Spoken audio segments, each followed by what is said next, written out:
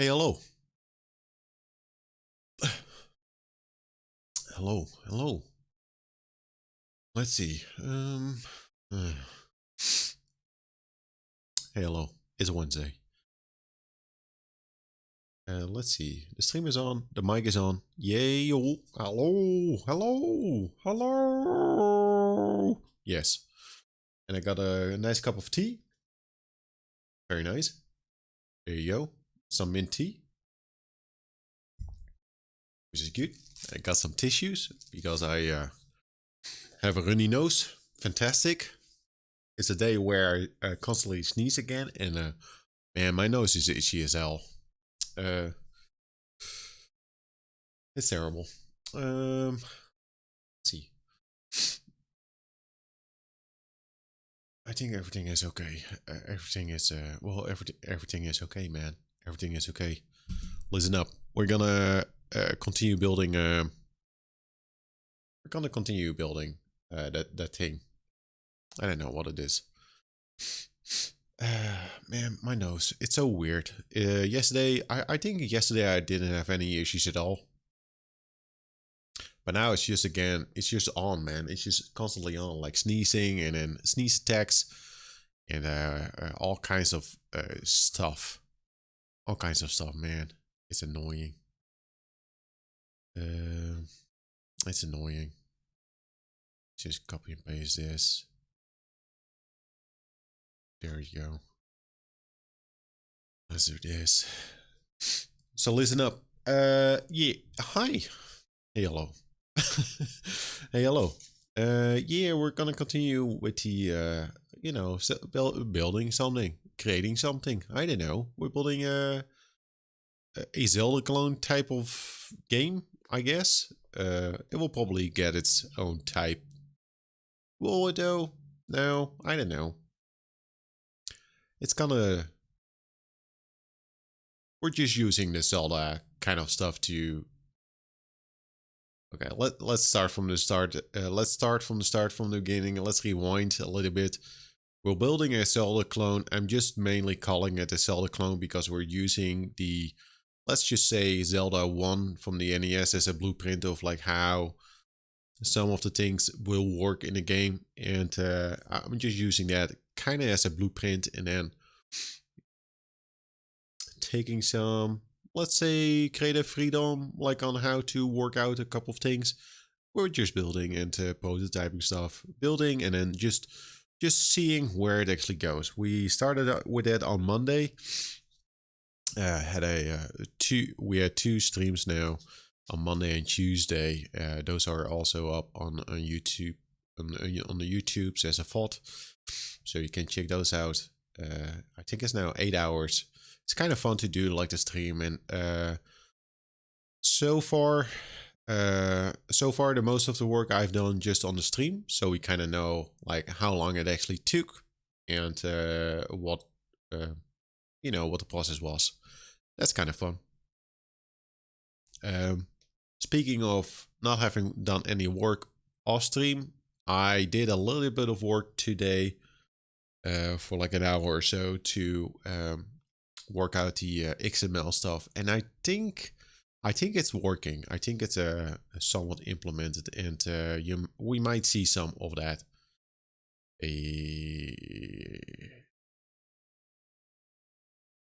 during this stream. I need to blow my nose. Absolutely terrible. Hey, uitgekomen. Haven't been able to check out the old streams yet, but you will be lurking now. Okay, good. I will go over to the, I'll just show what we have right now, and I will go over the list.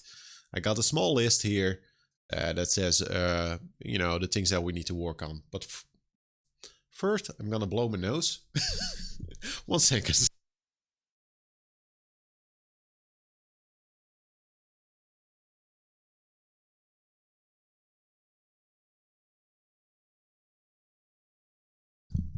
I hate allergies. I think that I don't think I have a cold. I had a cold. I think I had a cold like a week ago. But maybe I have a cold. I don't know, man. Maybe having a little bit of cold like is activating like the allergies. Like like boosting those, and then it just like everything ramps up. Right. Let's just go to um, construct and show what we have now. And let's turn on the music. I still don't know, like the thing about the music. I don't know, like the DMCA stuff. Wait a minute. At some point, the assets should be more distinguishable. That's a fancy word. From one another. Pixel art stream incoming. Right. Okay. Yeah. Let's just give that introduction first. Building a prototype. Let's call it a prototype based on like Zelda 1. And we will just take those mechanics and just, you know, copy them. Try to build it, or something that kind of feels similar. We will just use that as a template. And my goal right now is to probably spend, let's say, a month or at least a decent amount of time to just build the functionality. And what I'm gonna do is try my best to avoid creating like the art itself. So we will just let's just call it like gray box, just use blocks to build the thing so that it works on a functional level. And you know, let's say after a month, look at it, analyze it. Do we want more, or is it now then actually, you know, time to make like the visual stuff, because the like the art is also needed to at some point we do need some like temp art to do a couple of things, like you know, sometimes you want to make use of animations to actually determine if something is happening or not. So yeah, at some point this is gonna tie into like the pixel art stream, and I know there's a challenge going on, so maybe, you know, the challenge that will take like another another year to finish. We're not gonna wait for that, but you know, it will probably, you know, come together. Maybe someone will come along and say like, here's all the points for the challenge. I don't know. At the end, I could also just say, well, now it's done. We got enough points. Let's just do it. Complete convergence. Yes. It's at some point it's becoming destiny. You know, it was meant to be. It was meant to be. And it comes together, and then it's kind of like a big explosion. It's like, oh, now I get it. Now I get it. So that's the plan. That's the plan. Let's just switch to construct, and let's just show what we have now, and then I will go over the list, and then we will put Horizon in the name again. Yes, then we will call this Horizon Danger 2. The prequel. It's a prequel. Ah, man, you ruined it.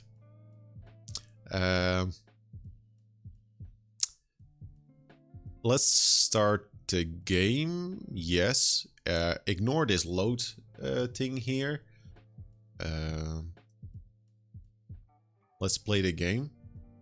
Or let's start the prototype. And now it loads the loading screen, which is fine. That is something that I just built before the stream to actually test out some like of the XML stuff, and I will go over that. That's areas 1. We need to go to 0 because I like to start at 0. So yesterday, well, no, I actually forgot what we did yesterday. We built something like the like an enemy spawner, and we can shoot. So for now, I'm just using like projectiles to deal some damage. I haven't decided on like if close range is more like the primary, or like range combat is like the primary. So now we just have something that deals damage, and that will help us out on creating enemies, enemy item drops, destroy destructible items, objects in the world itself. That is why we just have simply like a projectile. That is something that we built yesterday, the projectile and a system for that. And that's just as simple. The ES is the enemy spawner that will just spawn an enemy if there's no enemy every 3 seconds. And that's easy for testing, so that we could you know, test out like enemy drops or like damage and all that stuff. And later on, of course, an enemy will get like behavior, like enemy states and whatever. But we needed something to deal damage, just to have like a little bit of sense of like, hey, we can actually do something. So we should give the red square actually also a face, in my opinion. So we might do that also now, because everything looks kind of fancy, and then we just got the red square. So we got some regular items that we can pick up. That's just health and poo-poo and something else. Those items are just items that will be spawned by enemies and breakable objects, like for example in Zelda you got like the pots. So that's just to test out like the inventory. This item here is a bow. That's kind of like an equipable thing that we pick up, and that's actually the thing that we're using right now. How does Discord see that you're live via the bot but not your account self? I don't know. Maybe because I'm busy on Discord, but I noticed. Hi there, baby. I noticed that it didn't automatically post in the Discord anymore that I'm online. And maybe because I'm not really chatty in the Discord right now. And that's because you posted that message in like in December, like, hey, if you're like inactive, it wouldn't automatically do that.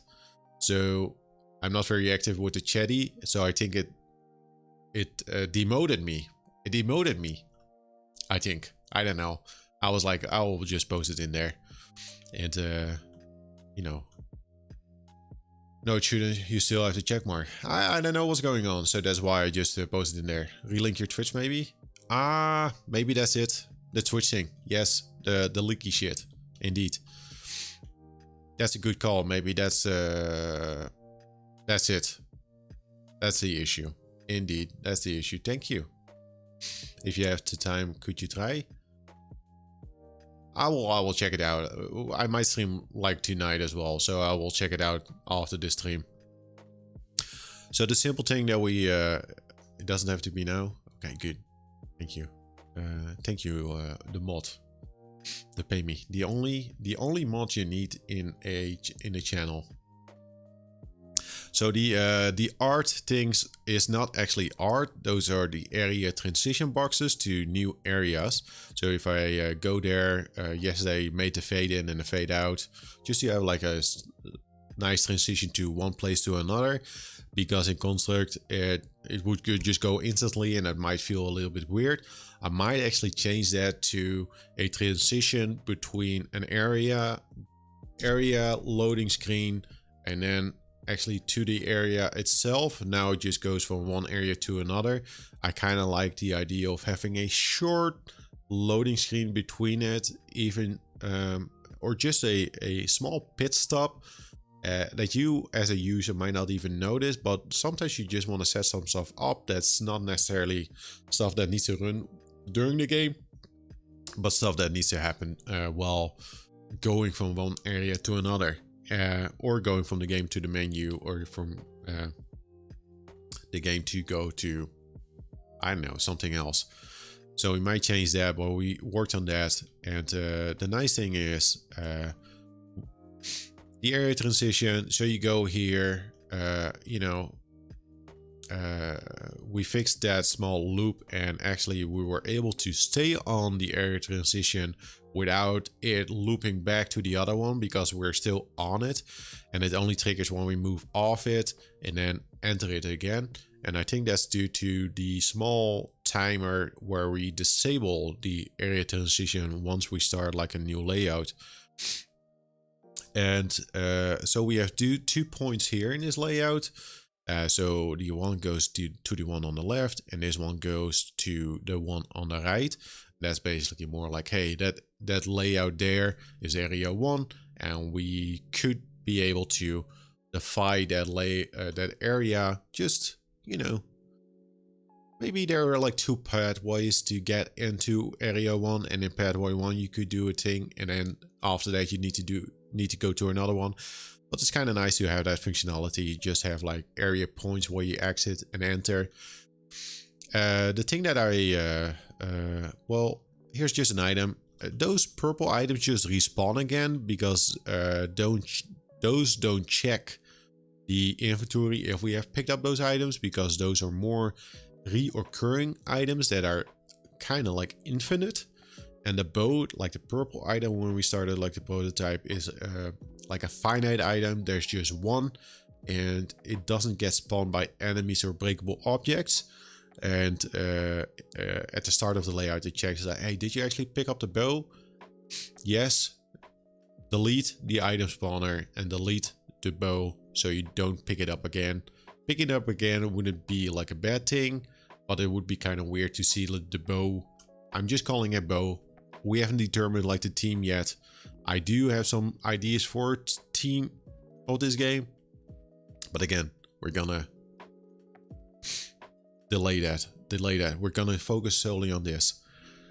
But yeah, like that, it's a finite item. It will check the inventory if we picked it up based on how much we have, and maybe we check the key if like the key is actually in the dictionary, but it just doesn't respawn again. It's something that we need to have. So there's that. So that's the like where it is right now. We'll make the deadline 1 month. He has set for himself. Better not tell you now. Let's keep it a surprise. Listen up, Amy. I was that question has been keeping me up at night. I was saying like, well, we need to clarify a little bit, like when I say a month, it's no way it will no way be done in a month. But I would love to have something that's playable within a month. Something that you could actually play and look at like, oh, this is worth spending more time on. Playable prototype. Yes. Did I say that? Well, here it is again. Playable prototype. Just to see if it's fun. And if it's fun, we will continue working on it. But at some point we need to determine like, hey, is this enough? Like, you need to play some games as well. So I made this fancy list. I will show the list like this.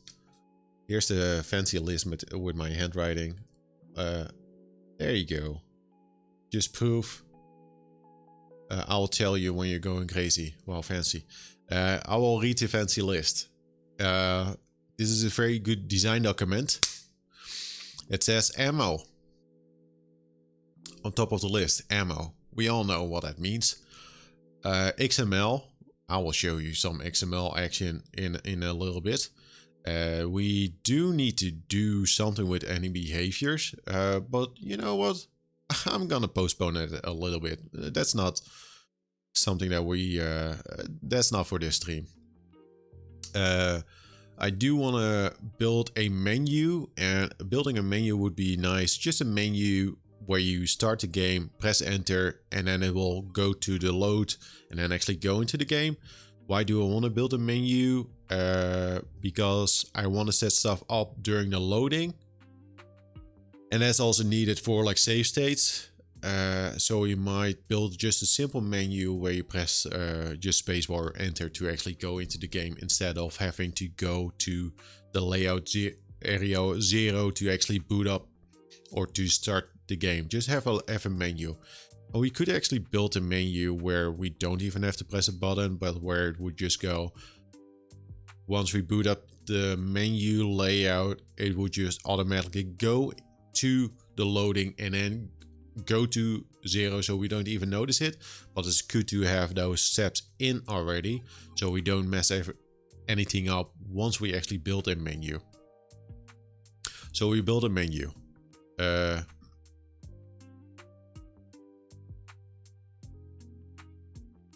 A layout, add event sheet,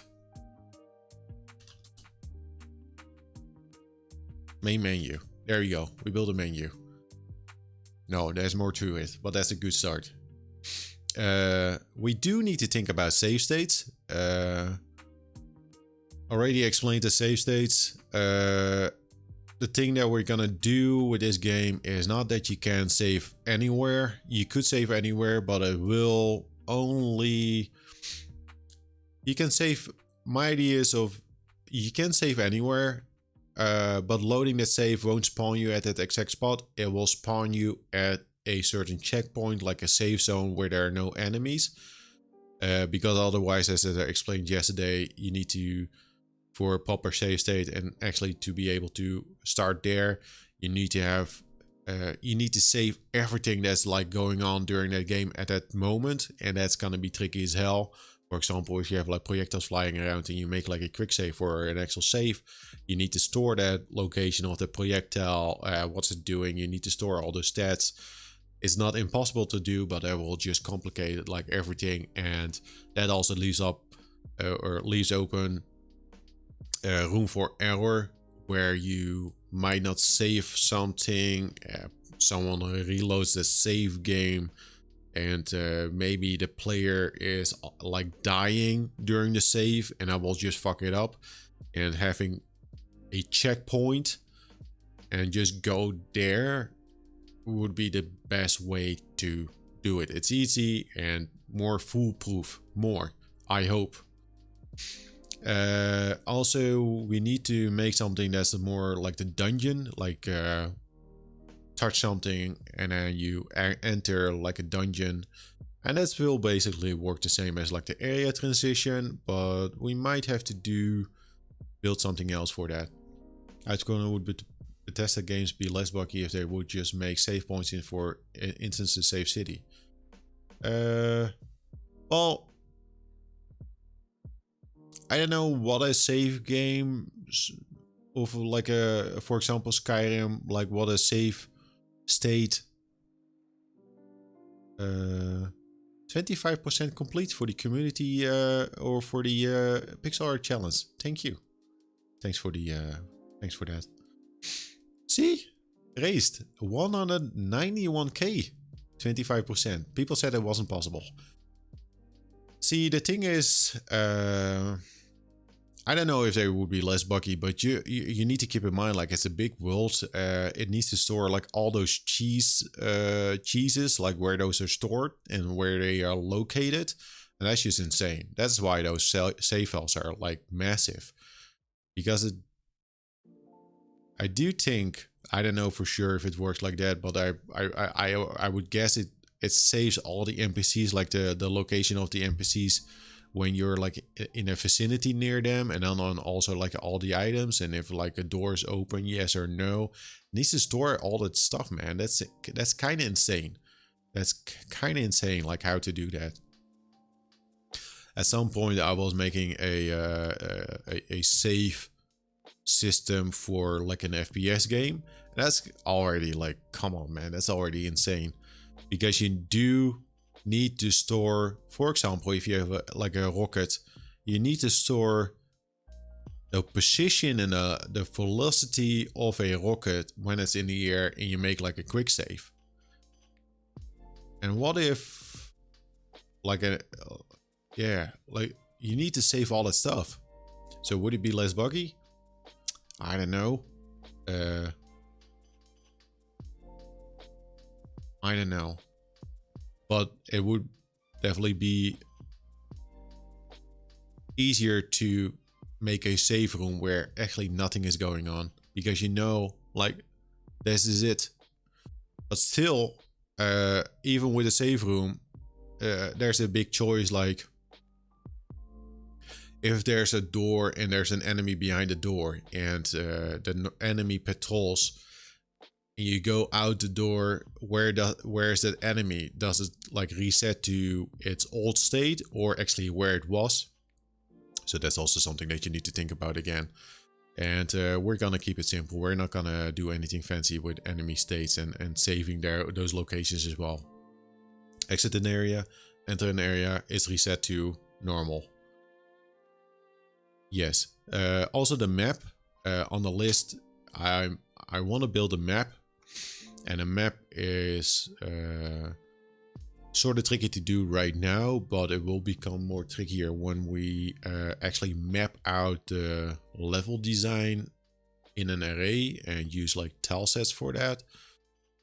So I don't know if we can do that, and if now is like the good time to do that. Another thing that has a exclamation mark though, and that's the control scheme. We do need to make a control scheme or set up like the controller state, like the control state. Are you in an inventory? Are you in a menu? Are you using the player, or are you controlling something else in the overworld? That's an important thing. So we need to build something that deals with control states. Speaking of controls, I will just show you how that looks right now, and then I think it would be, unless there are like questions, I will start to work on something. So right now in a player, like this is an event sheet, and an event sheet is basically comparable to a script in Unity. So we do have like the W, A, S, and D here. That's solely for the player movement. But at some point we will use W, A, S, and D for navigating the UI, like the inventory. So are you gonna make a new event sheet for the inventory? Repeat all this stuff again, because you got all this input, and you will basically use the same. No, you could do that, but that will just add more events and more clutter. So if you have a control scheme or state, you could say WS down and then compare what the state is, and then from there call an event based on the state of what the controller actually needs to do. So you solely have you only have to do this once, but then add some steps before that before you actually call the actual function. You know, it's like a workaround, but in the end it will make things easier. So the control schemes or state, maybe state is like a better thing to call it. It might be wise to do that. And the beauty, the nice thing about having the control states is actually that we should do controls, ES controls, having a separate event sheet for the controls. And you know, the nice thing about it is that we don't clutter the event sheet for the player. We just move this away and then add it here, and then add the event sheet of controls in here. And then we just need to make something, yeah, we need to make this more like dynamic. Yes, okay, I think that's control states. That's good. That's good. Let's have a simple tea.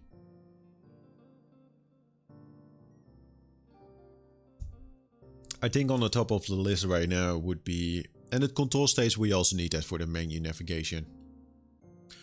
So probably I might start out with something simple.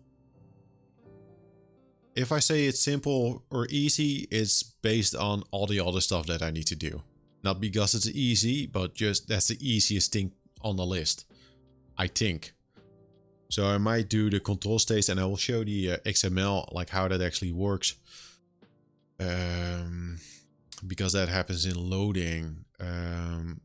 Because I was talking about, let's show that example, and then I will go to the control states. This is something that I was working yesterday. This is like a function for the enemy where we have like the subtract and the add for like the enemy health, and also like a check. And for example here, we do have like a check for an enemy. If the health is greater than 100, then set the health to 100. That is like in the case when we maybe build like functionality where an enemy could heal itself, or an enemy could heal other enemies, or maybe we have like a boss fight with enemies that a boss could heal enemies. But with this, we have built something that, hey, we could call enemy health add to give more health to the enemy again, and then it actually checks if it doesn't go over the max, and then it would reset to the maximum amount of health of that enemy. So the tricky thing here is that not every enemy will have 100 health. One enemy number 1 could have like 50, the other one 60, and enemy number 3 has like 100. So we need to build something that this actually pulls in the maximum health of an enemy instead of 100. And what we could do is like have different checks here, like, hey, is it enemy number, or is this goblin, is this hobgoblin, is this enemy ghost? So we could have like a whole row to check all the enemies, but that would be crazy. That's doable when you have like 3 enemies, but I just like to think, like, what if I have like 100 type of enemies? Robo Dino, good call. Good call. Could be a Robo Dino, 200 health. So yeah, like for example, like suddenly you have the idea of, oh man, it would be cool to have like a Robo Dino, and then we would have to check that or add that here in that function, and that's kind of weird thing to do, because that will just clutter everything up. And there's an easier way to do it, and actually also there's an easier way to add all kinds of different data like numbers to a project like this, and that's by using an XML file. And the thing is, though, I haven't encountered like many tutorials about XML and like Construct 2, so my knowledge about this is mostly by trial and error, and I have used this to a large extent also with Horizon Engine to take care of certain things. But I will show you kind of like the basic setup for it. So what we have in the project right now is a data XML text file that I have opened up here. And what we do in the beginning, during the loading, that's why I have a loading layout right now in a defense sheet. On the start, it will request, there's an Ajax request for like a file. So we could actually, one thing that we could do is also pull like an XML file either from the internet. Oh, very fancy. You could do some cool stuff with that. For example, if you just want to update the game, just update like a website and it would update for everybody that boots up the game. That's possible if you want to do that. But we request like the data XML that's just already like in this project, and once it's completed, it pulls or doesn't pull the data. It loads that data in the XML document that I've made here. Let's actually rename it XML data, or yeah, let's just do XML, or kind of like, because it's an XML, and then have like the name after it. But it's kind of weird to have. Let's do this like lowercase and then uppercase like data, and it will just automatically update everything in the project. That's not an issue. So we do have like the XML called XML data. I will just call it XML data because that's easier to search for in a list, because I do think we will get more XML files. And here this is just debug, like when I press E something is happening. But let's just go over the XML file, and well, please don't hack me, because now you see my folder structure in my app data. Yes, my use is called Scaffa. Don't hack me. I know, it's a joke. So this is an XML file, and I really like this because we could place that data in a dictionary, but we could also place it in an XML file, and that kind of looks like this. There are probably some downsides to do this, because a user could actually go into an XML file and change it all up. But I think my idea of first of all, like, if someone wants to change something in a game, they will find a way. So it might be just better to make it more accessible, but have like a comment in there like, hey, don't change this unless you know what you're doing.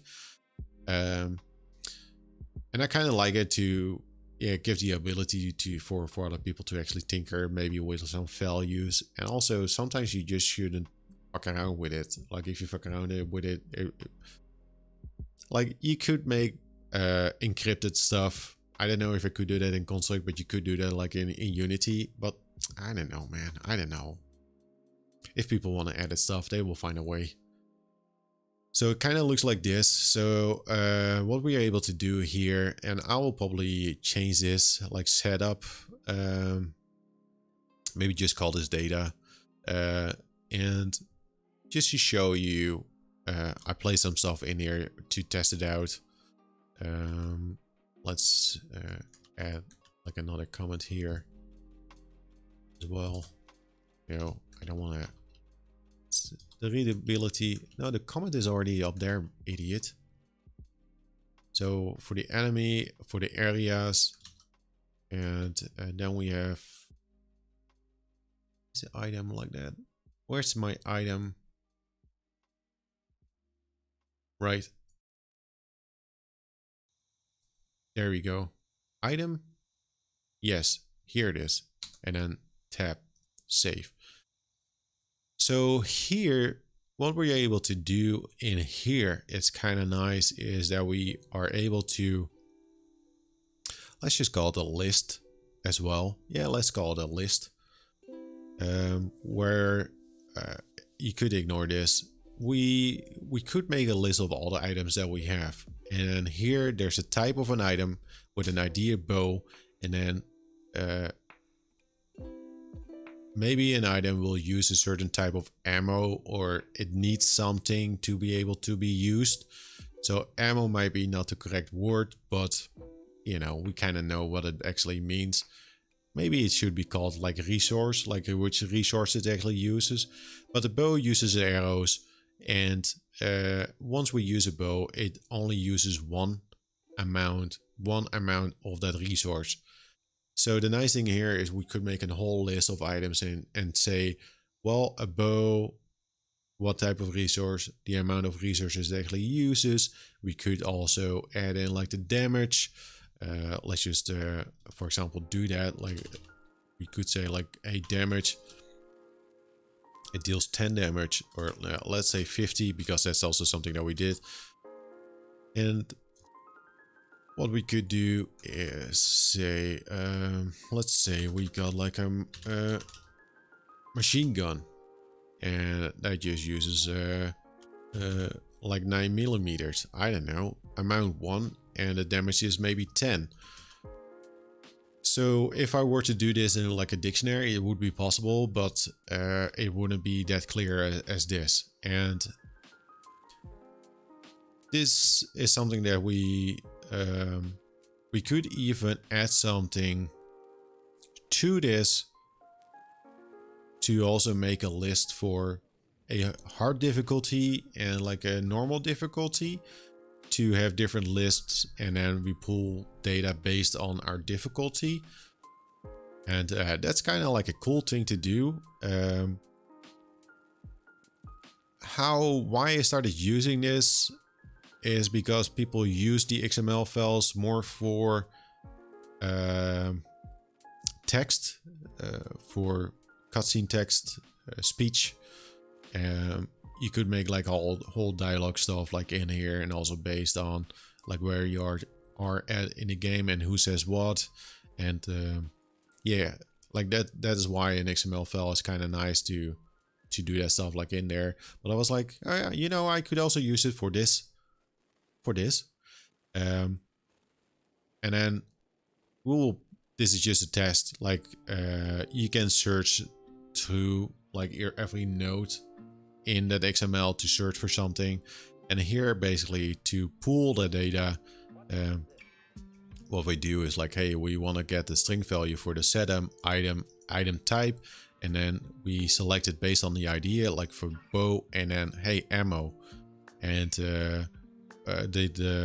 what we get here is just one, because you know, it's the resource that it actually uses. Maybe we should rename that right now. Would resource be like, if something uses a thing, it's not always it wouldn't be always be ammo, because a bomb is a bomb ammo. Bombs, if you have like a lantern, the ammo is fuel. The resource, maybe resources would be like a better name. But yeah, that's a nice thing of that. So let's add something to the enemy here, like how that would look like for the enemy. And maybe someone has like an idea for you know, Robo Dino. I will use that as a test name.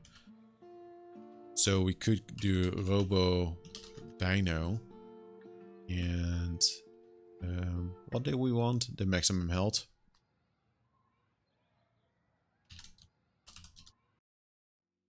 Max health, and then let's say testing 75. Now I do hope that this worked. No parsing error. Okay, good. Why? Because of this. Kind of nice that it gives an error. I've never seen that before.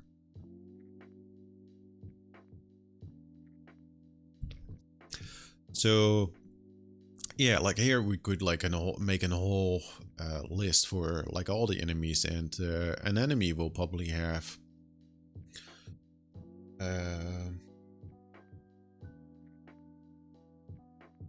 like here, max health, damage, maybe you get something like, oh, defense, or maybe an enemy is weak against like something. We could add it all in here.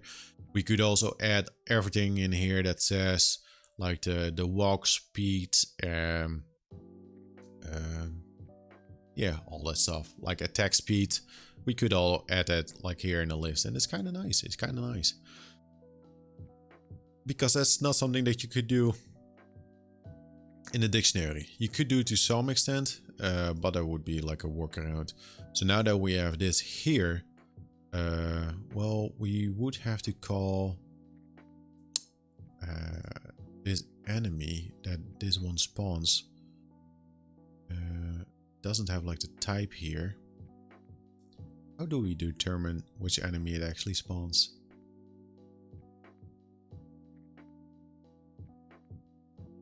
We have enemy and then spawn, and we'll just do this, and then goblin.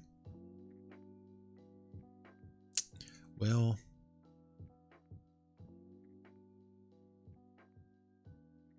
that is normally something that we would do on the spawner, but now for testing, it's Robo Dino, and set the health to. Now I need to do this, and again I need to cheat a little bit like here and there to actually look for that data and how to get it, because man, the XML stuff, that just, I need to close my curtain.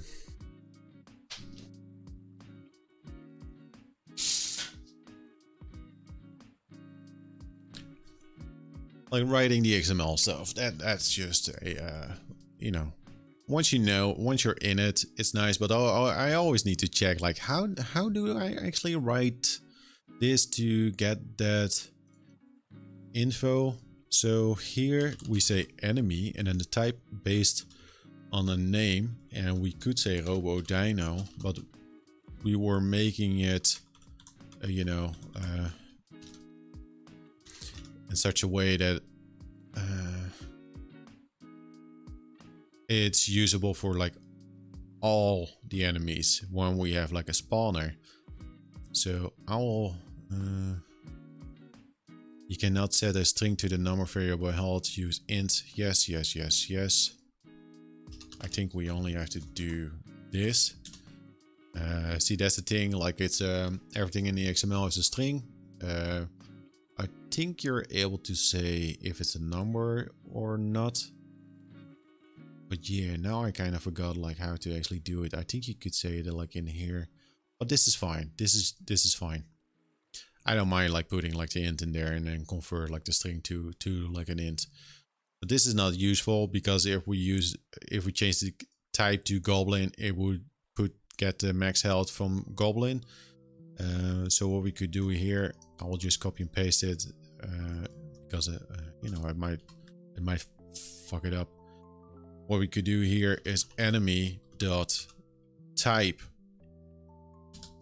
So we set the type here, but the type is actually normally it would be set by the spawner or by something else. This is just to showcase like how it would work.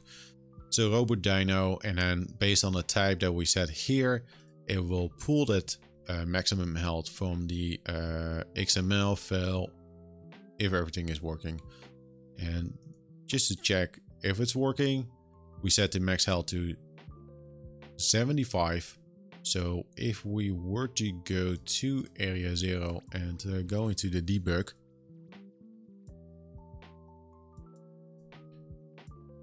down on, yes, the fade in, there's an enemy. Let's look in the list for the enemy. Enemy 1, health 0, love it. Is that because I did I save it? Oh, dino maximum health, max health 75. It's in setup enemy. So why wouldn't it do this? Setup enemy type ID is the enemy type. Let's do done. And let's actually go here and test out if this one is working. Again, like the XML stuff, once it works, it's nice, but I always have to recheck again and actually go to a different project where it all is working to actually see like, how do I do this again? Because it's something that I started using like 2 years ago, I think. So even when we say robot dino, it's not working. So there must be max health. Sometimes it's just a typo. Did we call the robot dino? Type ID. And if it's not working, I will just go to the control state. But this might be, it might be good to, you know what? I know why it's not working. I fixed it because the XML file has not been loaded yet because that's an unloading screen. So there you go. That's why you want to do the menu stuff as well, because you need to set up, you need to load stuff, and that's why I built a loading screen. So we're quickly gonna finish actually make that load. And then we have like a fancy main screen here. There's nothing on it. And I'll just make this blue. Edit this event sheet, ES, main menu, and system.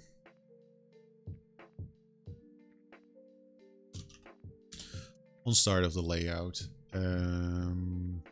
system, go to layout, load. And that's this one. So once we go to the menu, it goes here. Then it goes to the load menu, and from the menu normally would do so, like a press start. Then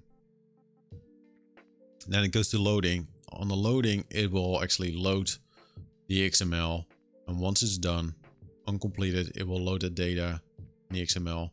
Is there something else that I should also do? Pick by unit. What we could do is, yes, let's do that. Let's do that. We're gonna insert a new object, and I'm just gonna build a simple clock that we might need soon though. So let's just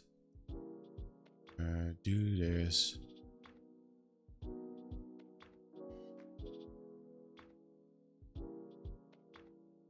Do this.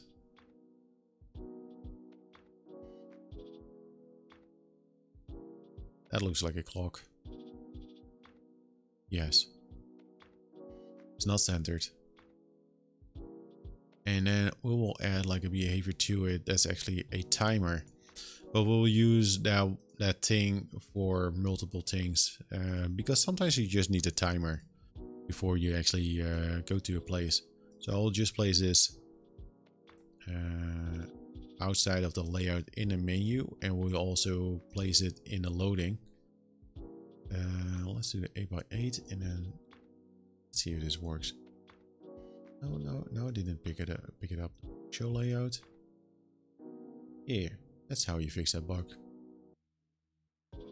So the clock is outside. Let's place it just in there as a reminder that, hey, we actually do have something there. Also, you change the grid here on the loading.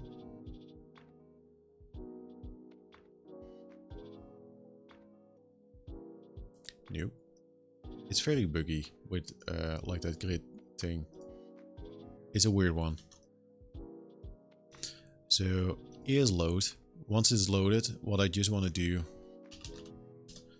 is have the timer start something for not even a second, just there.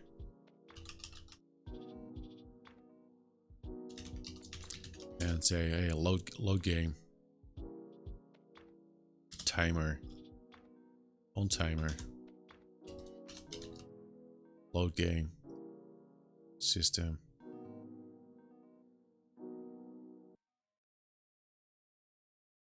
Go to layout by name. Oh.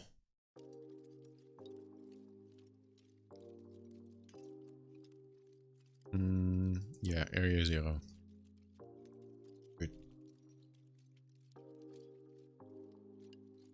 I would normally probably do this by text, because in the loading, at some point we don't want to load this necessarily during the loading, but during the boot up of the game. But what we want to do during the load screen is actually load save states, or like a save file, and once that is complete, that save file will store the location in the dictionary, and then from there get the layout where, or the spawn point where we actually should go to. Yes. But for now, it should just go to main area. So we shouldn't forget, whenever we boot up, when we want to test something out, we want to do it like this. So we debug now.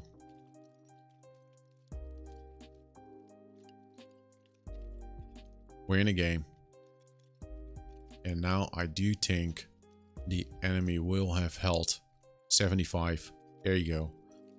And let's disable this one and then enable this one. So it's based on the type instead of like having it typed out. So main menu, load it. Enemy, it spawned 75. There you go. So just to show like how that actually works. And what the nice thing is of having a file like this. If we were gonna say, hey, this is a goblin and it has like 25 health, and then change it here like goblin, and this would be set an enemy spawner would, if we make an enemy spawner, it would have like the type on it already, because we say before that actually what it spawns, but now it's just empty. Let's test this out. So now that enemy should have 25 health once it spawns. See, 25, because it's based on goblin. And that's just gonna open up so many things that we can do now, and that will just, once we expand on that, that's gonna be very cool. And the nice thing here is just being able to edit stuff in like an XML file like this in Notepad++. Especially if you have set this up like in a proper way, so it's a little bit more like readable. It's just very nice instead of having to work in dictionary or having to do it like in here. It's just now an external file, and it's easy to update it as well. And my idea is like maybe the XML file I was talking about, like how it's probably very easy to access by the user. But let's just say when you want to balance the game later on, or you want to add more enemies, it's basically added in there. You don't have to do anything in the code. And yeah, you know, at least you need to add like the behaviors, but it will just remove so much work and like searching for like the precise like values, and it's just like all on here. That's kind of nice. It's kind of nice. Yeah, you could do it in a dictionary, but that's just crazy. I might show you how that would actually look like. Do we have like the inventory here? Yeah, so inventory build. Now the inventory was just built by that, but let's just show like if you don't want to mess around with like the XML, if you have like the dictionary and you want to do like the enemy stuff, let's just say this is the same thing for like, hey, this is enemy. We could say like goblin and then goblin health, or goblin max health, and then have the value in here, and then make a whole list for goblin max, goblin this, goblin that. And we could get this data by saying, hey, goblin or enemy type, and then add and max health. We could get like the same result. But just imagine having all those entries in the dictionary. You get a whole list. And well, what if you want to add something or change something? You need to search like that whole list, and that's not like a that's just annoying. You could maybe make a string in like the key for just the goblin. Yeah, I just like the XML files. Once it works, it's very nice. So that's the XML. We actually wanted to use it for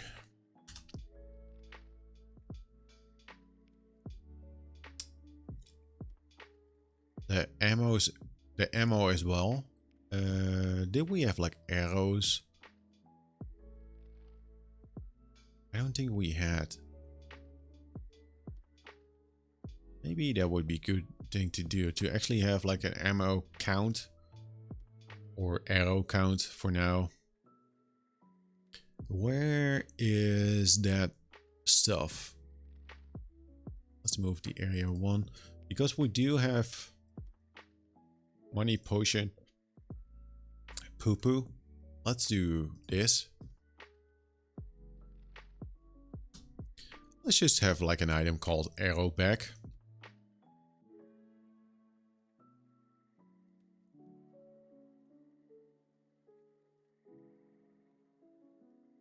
Yes.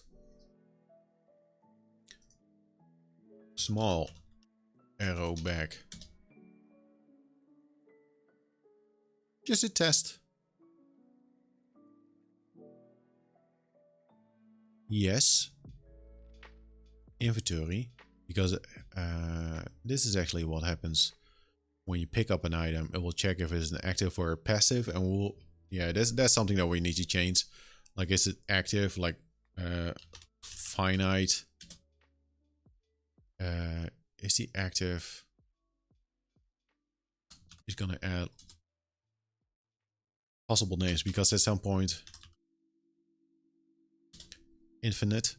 At some point we need to come up with a better name, because I still don't like active and passive, like items that can always spawn, or the singular, like the bow. But here item passive is add or remove. Add. So let's say we pick up the bow back, and let's just show that. Main menu. So this is the like the small arrow back. That's gonna go in this inventory. If we pick this one up, it says 1. But the small arrow back, we want to change those values. So did I already set something with the item up? I did over here. Would that be item idea? You know, maybe what we could do is maybe this. For now, is it passive? Let's just stick with passive because we called it like that. You will see that maybe that stuff will just stay like that, right?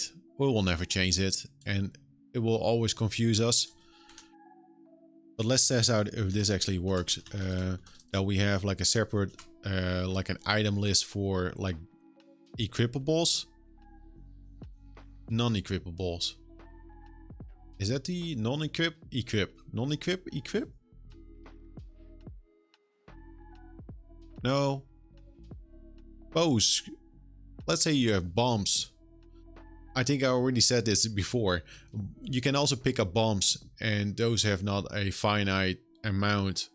Those also spawn. And you can pick more of them up.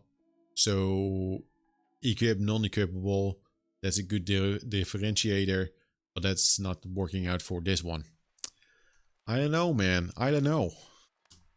If someone comes up with a good name for that.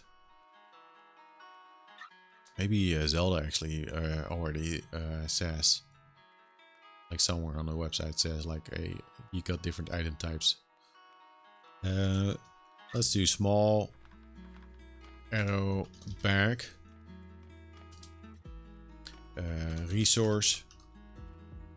I think I will just go with resource. Does that make sense? Resource. A bow uses a certain amount, a certain resource to use. I will just call it resource. It has arrows, arrow in it, and amount. Let's say 10. And what if we change? It uses resource arrow, resource that, and this one provides the resource arrow and gives that an amount. Sure. Small arrow back, resource arrow, amount 10.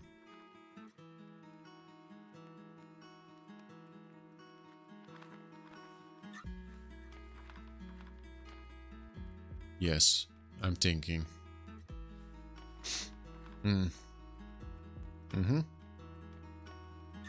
need to turn on.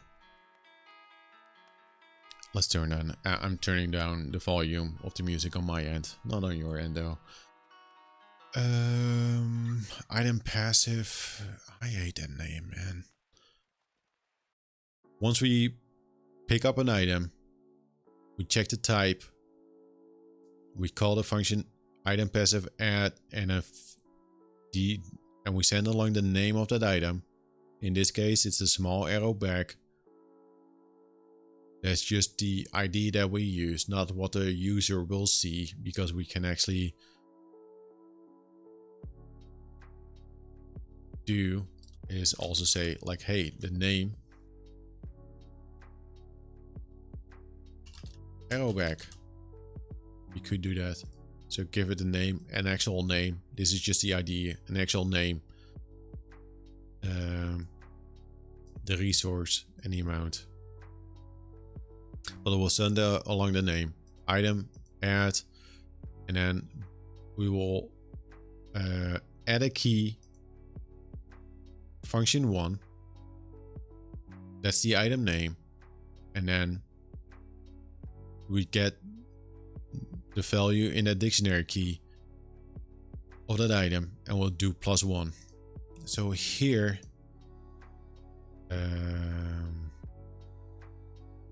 what we need to do, and again, I'm just gonna copy and paste this because we probably need the same setup for that. It's a small arrow back, but we're gonna change the value of arrows. We're gonna actually add arrows because we might have a small arrow back, a medium arrow back, and a large arrow back. And it's not like in the inventory that we store small, medium, and big arrow bags, but just arrows.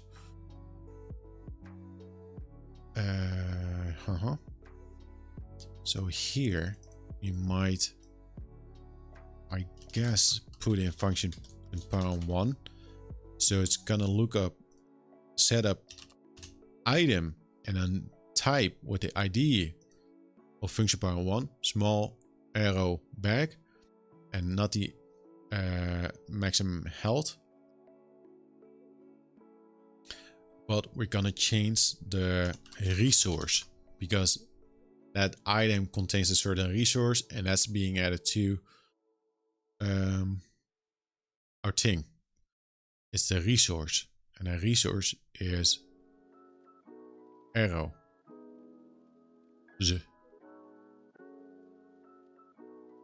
And now this might be a little bit tricky. We could do it a little bit differently so it's more visible as to what we're doing. Requires a string, not a number. Shut up. Yes, because we will remove this, but I want to test something out first.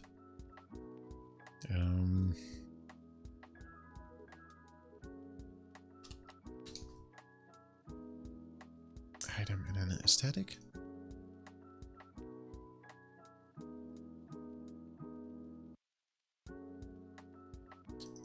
What happens if we test this out now? It would add, yeah, we can already test this out, because if this works, it would just add 1 to arrow, or it would add a key called arrows in our inventory, a key called arrow.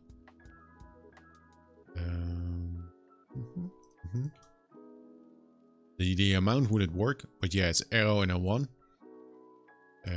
But the thing is, like, why I made the local static text, because from here, what we also need to get the value from that. So what we are saying here should be pasted here, but that's kind of like hard to read. So it might be wise to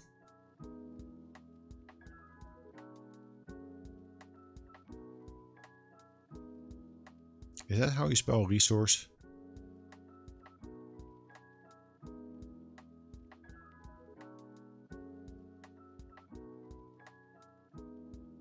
Yes. Resource. Okay, resources are in inventory. Would that be... If that is in passive. Maybe for now this works. We could change it later. We need to get that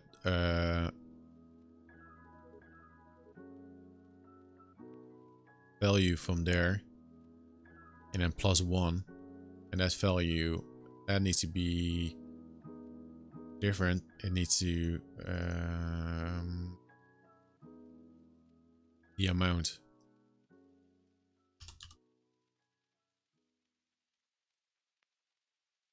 And it's not gonna do that because I set it as a string. And there, that's an int. That should maybe work. This is maybe for the readability, maybe not so great.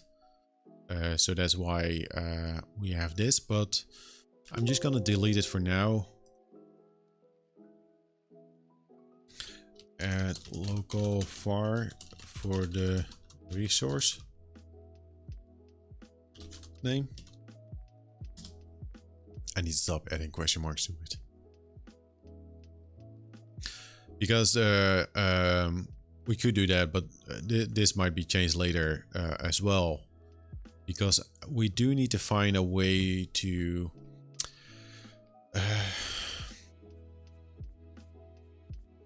make something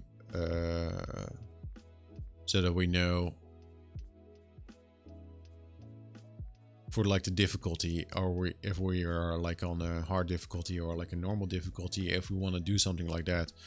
And I do think that would be cool to make something like that, or make also an easy mode, or a mode where you just get more like resources for picking up stuff, and that's something that you could change on the fly. I kind of like have that ability to actually be able to change that later. But see, if you look at this, there are a couple ways to do that, and then we'll test this thing out. It will probably work. I could say like resource and then medium, hard, easy, but I don't know if that's like the correct way to do it. We could just copy and paste like a list and then have like the hard and easy, like a hard list and an easy list. But that means you have like two lists that you need to keep track of, and if you keep adding stuff, that might be that might make it a little bit harder. Another thing that we could do is actually make two separate lists specifically for items, like a separate XML file that contains the data and all the data for like hard and easy and all the like the enemy types. Have that in a separate list, and based on that you could create more lists. But still, if you make it like a new item, that new item would have to be added to all those lists. I don't know if there's like an easy way to do it right now, so that's why I'm not going to do it right now. But so now it is, this one should actually add 10 arrows to our inventory, and I just added some more arrows to area 1 or 0, just to test it out if it actually adds up like the arrow count in a proper way. And as always, we need to, I think I need to make a debug key, so that if we don't properly load from the main menu, that there's a key that actually gets us to the main menu. Let's pop up the inventory. Arrow 10, arrow 20, arrow 30.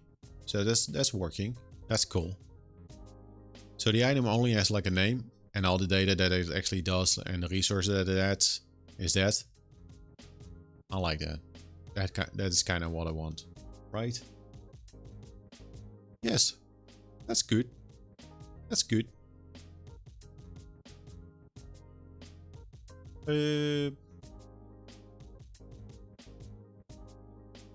Because for example, just to show like how like versatile, yeah, maybe versatile, like how easy it becomes to add more items and actually have items add more resources. Here's a big arrow back. So the only thing that we need to do is copy this line, make a big arrow back called big arrow back resource arrow, and then count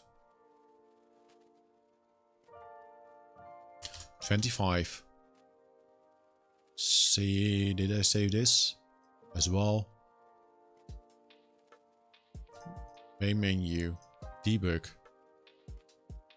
Sometimes it feels too easy.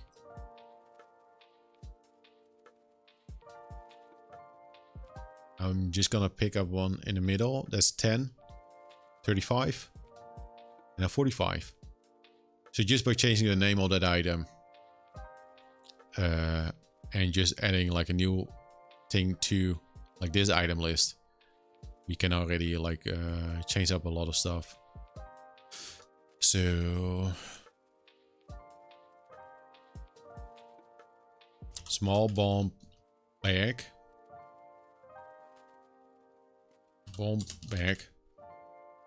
resource bomb.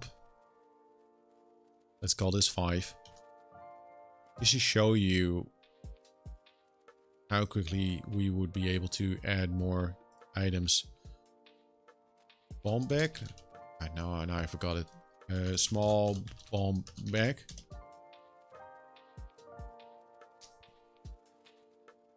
Small bomb bag. Small bomb bag. Press play. Get our inventory open. We got the arrows. Oh, right. See, that's kind of fucking it up. Like the main menu in the loading. Because we do need to load it in the XML. I could do that in the game as well. I could check if it's actually loaded in and then do it from the game. But 25 arrows. Bomb 5. There you go. That's it. Done. But I like this. Like removing it would kind of functions like in the same way, where you could have like for the bow, like a cost to use, or that's the amount actually. An amount. Maybe amount should be cost, but let's say amount. You could say bow uses actually 3, or like an heavy bow uses 3 arrows. I don't know. Maybe you have like a spread type of gun, and then you need to do 3 of those. That's something that would work the same way as we did this, just by subtracting that. And also before that, before you use an item, we need to check if we actually have that currency to use. Or like the resource to use. So we have like arrows here for the bow. So that's a different type of thing that we need to build. Because we do have like remove and add here for the item active. This just will add 1, and we will probably not change that for the active items. Again, the active items are like the bows. You will pick up 1 bow. You pick up 1 sword, 1 shield. If we go with the Zelda model. So let's go to the player where we actually use an item. Item use bow. Projectile on spawn. So yesterday we built this. The player action, when we use the primary, it will use the item that's in the primary slot that's located in the dictionary of the player data. And currently it's the bow and item use bow. This will be changed later as well, but what we want to do here before we actually call the projectile is check if we have, like we need to check somewhere, do you actually have the resources to use this item? Yes or no? We could do that here, or we could do that before we actually call the item use. And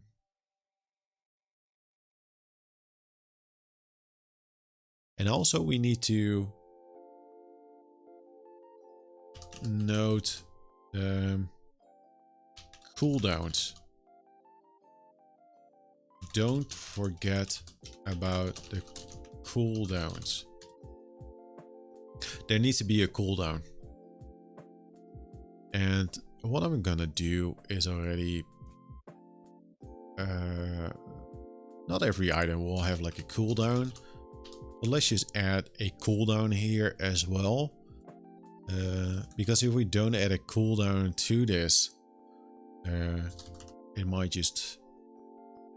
well, it will cause problems when we don't have like cooldowns. Because then you would just like spam the attack or spam that item, and each item would probably have a cooldown, and if it doesn't need a cooldown, we'll just say cooldown 0.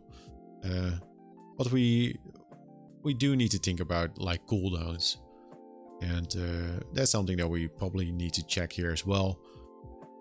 And because we need to check the cooldowns, let's just build like the check first for if we have the resources, and let's build it here for now and see how it feels. And then maybe do this. So how would we go about that though? We do need that. I will probably copy and paste this again.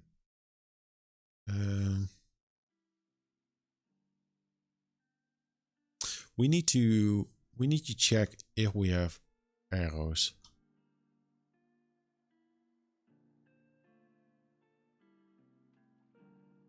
So I think we need to compare two values. First value is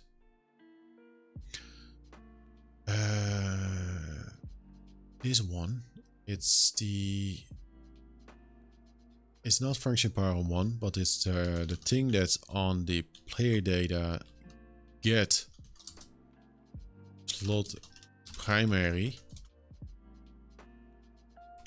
Because that's a bow, and it's not the. It is an item. It is an item. So what we're gonna do is item.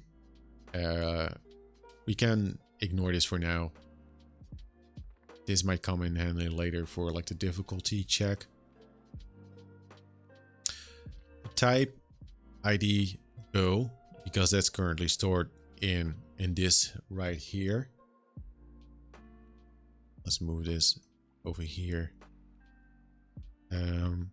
Yeah, item, type, search for the name, whatever is in the slot primary, and then the resource arrow.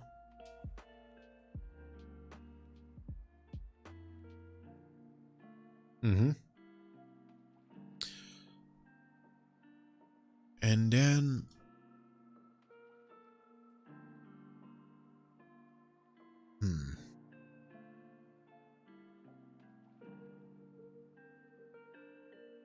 let's see. The resource would say arrow. We do need this, but we need to do it differently. I'm just gonna press done, and actually what I'm gonna do is copy and paste this. Sometimes I just copy and paste something and then disable it for like when I test something or try to add and see if that actually works, yes or no, so that I can always like delete it again or like use the prior one if that actually did work. Resources arrow, and what we need to do is check the amount. So the resource ammo, that's actually what we need, but we need to check our inventory for that key. Like dictionary inventory dot get, and we're getting what we will get by this is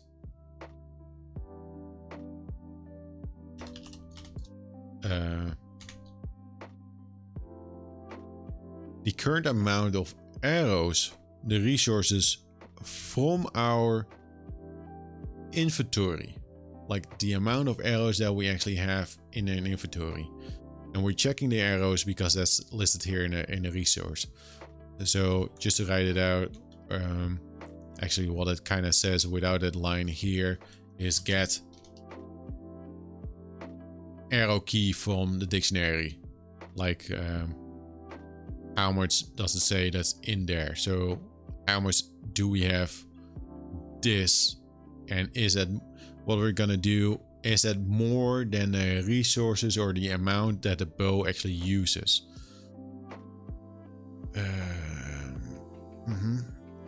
Right, so now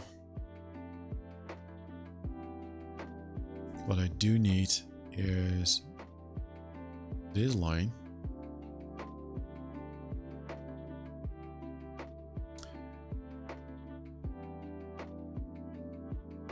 Is it equal to the resource noob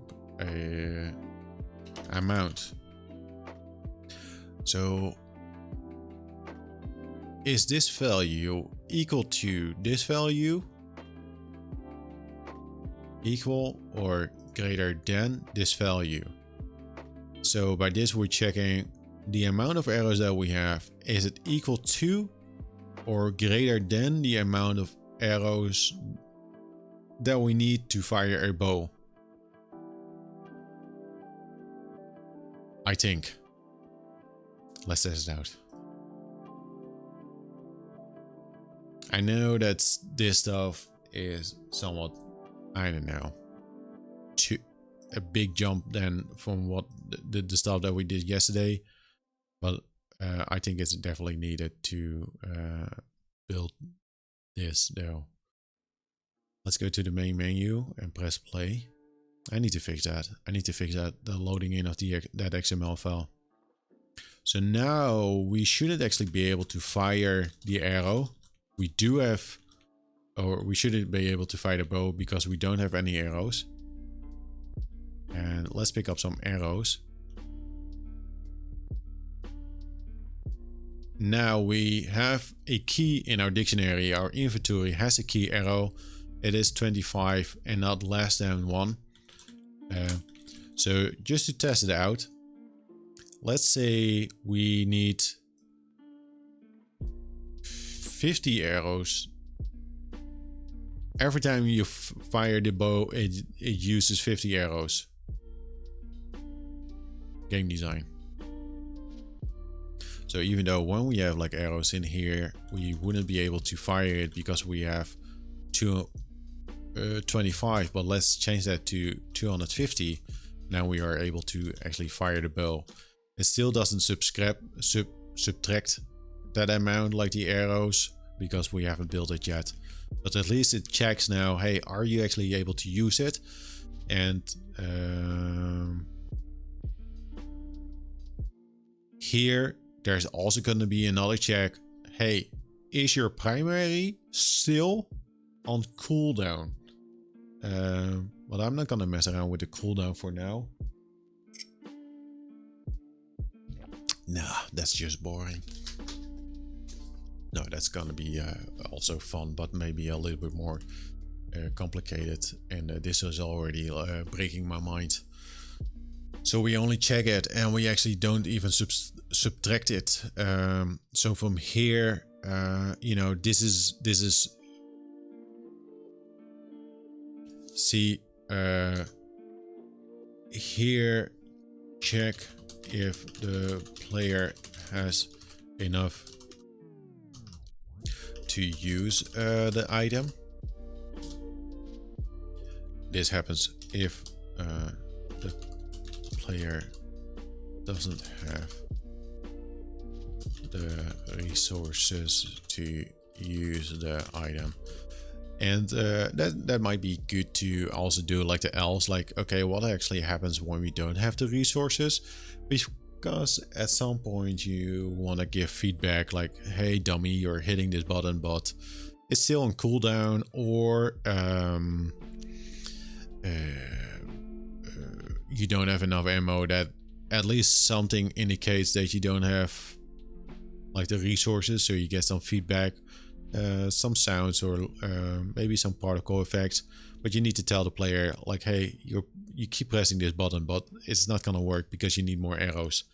And maybe on the UI you will get like an arrow counter, or an ammo counter, an arrow counter or something, and that will just blink. But from here you could say like, hey, do this based on this weapon. Yes.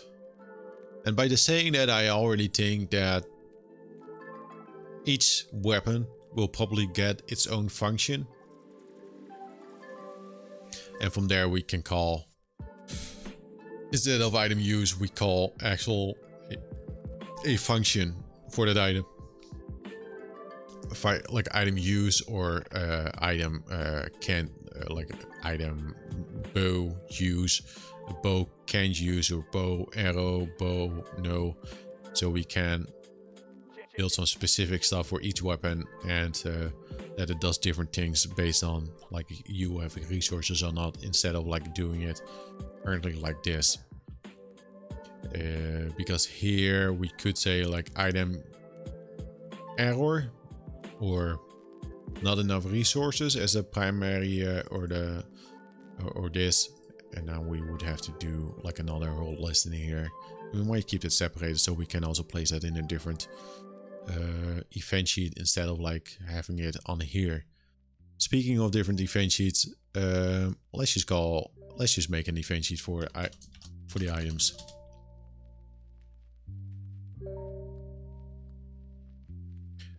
And then also included here.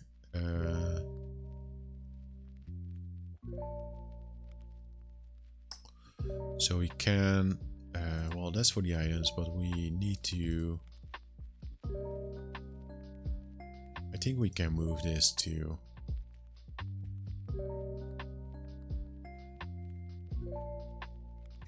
oh yeah, I can just copy and paste this. This is for the player, but the player that's different. Let's place it here. Player, do this. The projectiles will probably find like another place as well, like later on. Because that's not an item.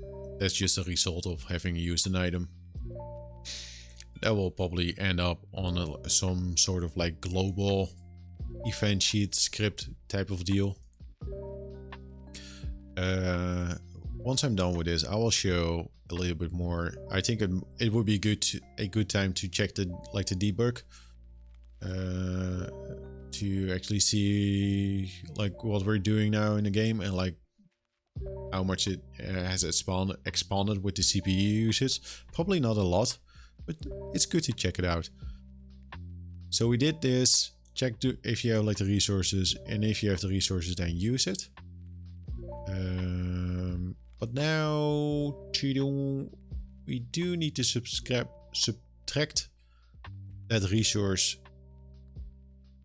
from our inventory, and that's why we did this. I don't know why I did add and remove. Did I ever use? I'm just gonna copy and paste.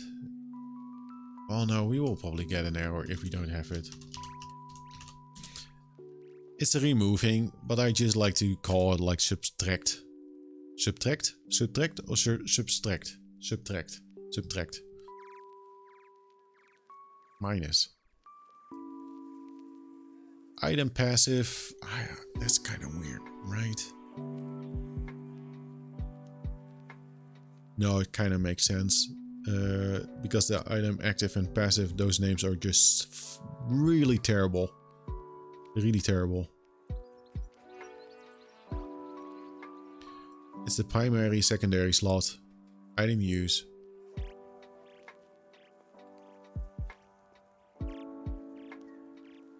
And then you have to bow. Use. That's called there. How would you?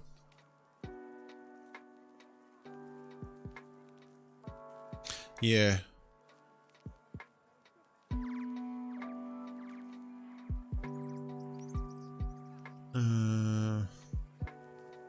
Something is already messed up now.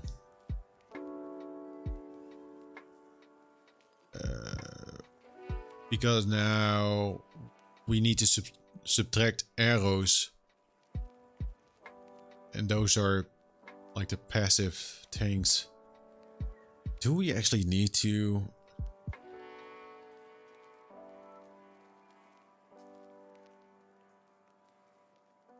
Do we actually need to call them passive or active?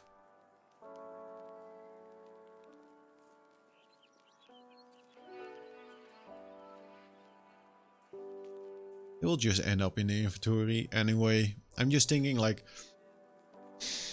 when we use an item, it should subtract, in this case, arrows. But from here, then we need to check again, like, hey, are arrows passive or like active? And that doesn't. I hate the item passive and the active.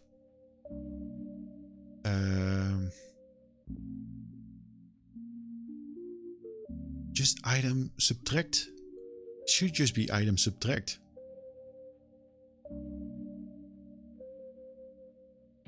We got a pickup there. Maybe I need to. I have built it here. Like to subtract item active at. Maybe we don't even need this anymore. Let's just use item as a general thing, because otherwise we need to add arrows to the list as well and say arrows are this type of web, is this type of item, and then based on that call like a specific function. But we just need to remove like arrows from our inventory. So let's just say, well, this is also terrible because this is about items and not even our inventory. This should be called inventory. Good. That's why we're building a prototype, to figure this stuff out. We might rename this. And what I'm gonna do, I will build the subtract function here in the item, but this will be item rename to inventory, because we're talking about the inventory, right? When we pick something up, we pick up an item, but we need to add it to the inventory, not pick up item and then, well, we do add it through here, where we're talking about like items and not the inventory. Corner, would it help if the weapons gadgets were completely separate categories if you don't spawn them that often? It would definitely help in to have those type of categories like weapon, gadgets, resources. That's indeed like a very good question. That would be good to at least have those categories, especially when you build like the UI, like the inventory stuff. Then you could have a section for weapons, a section for gadgets, and resources that you can pick up. And that would be good. Yes, that would be good. And from there you could say like, hi, weapons and gadgets are equipable. You know, for the yes, weapon, gadgets, resources, and resources are kind of like keys, currency, ammunition, bombs and arrows. Although bombs and arrows are also like are also weapons, but maybe that doesn't really matter if it's like displayed at two locations. You can see like, hey, you select the bomb count, but the like the amount of bombs are displayed somewhere else.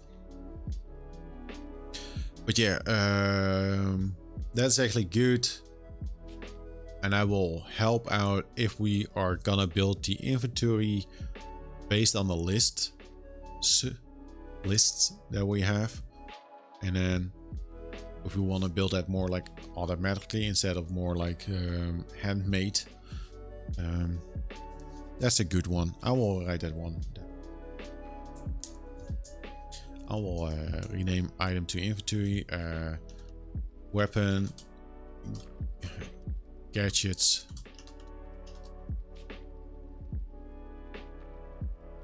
I kind of like the name of gadgets.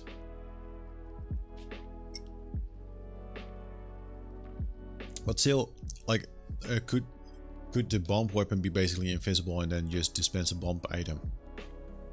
Yeah. Like, let's say you have like a bomb, like Zelda. You pick up a bomb, you select it from the inventory. You see like A and B, either primary or the secondary slot have like the weapon bomb, and it uses a resource bombs when you actually deploy them, but you select a bomb and that's it.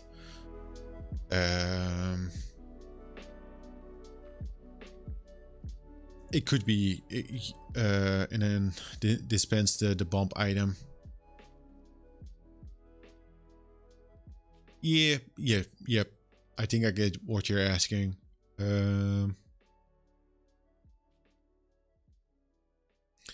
Yes, I think you could do it like that.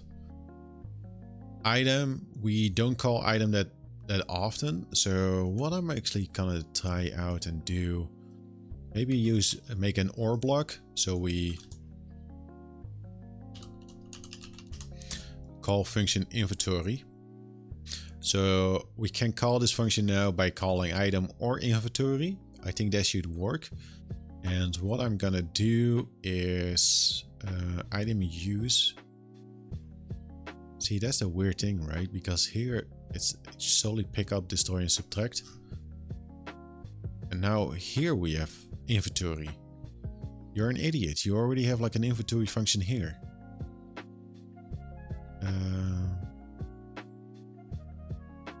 Item use.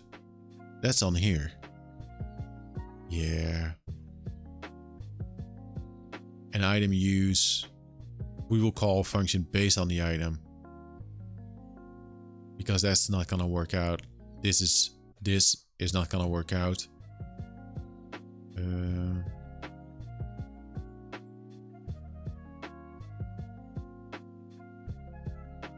Process of fixing this and making it more clear.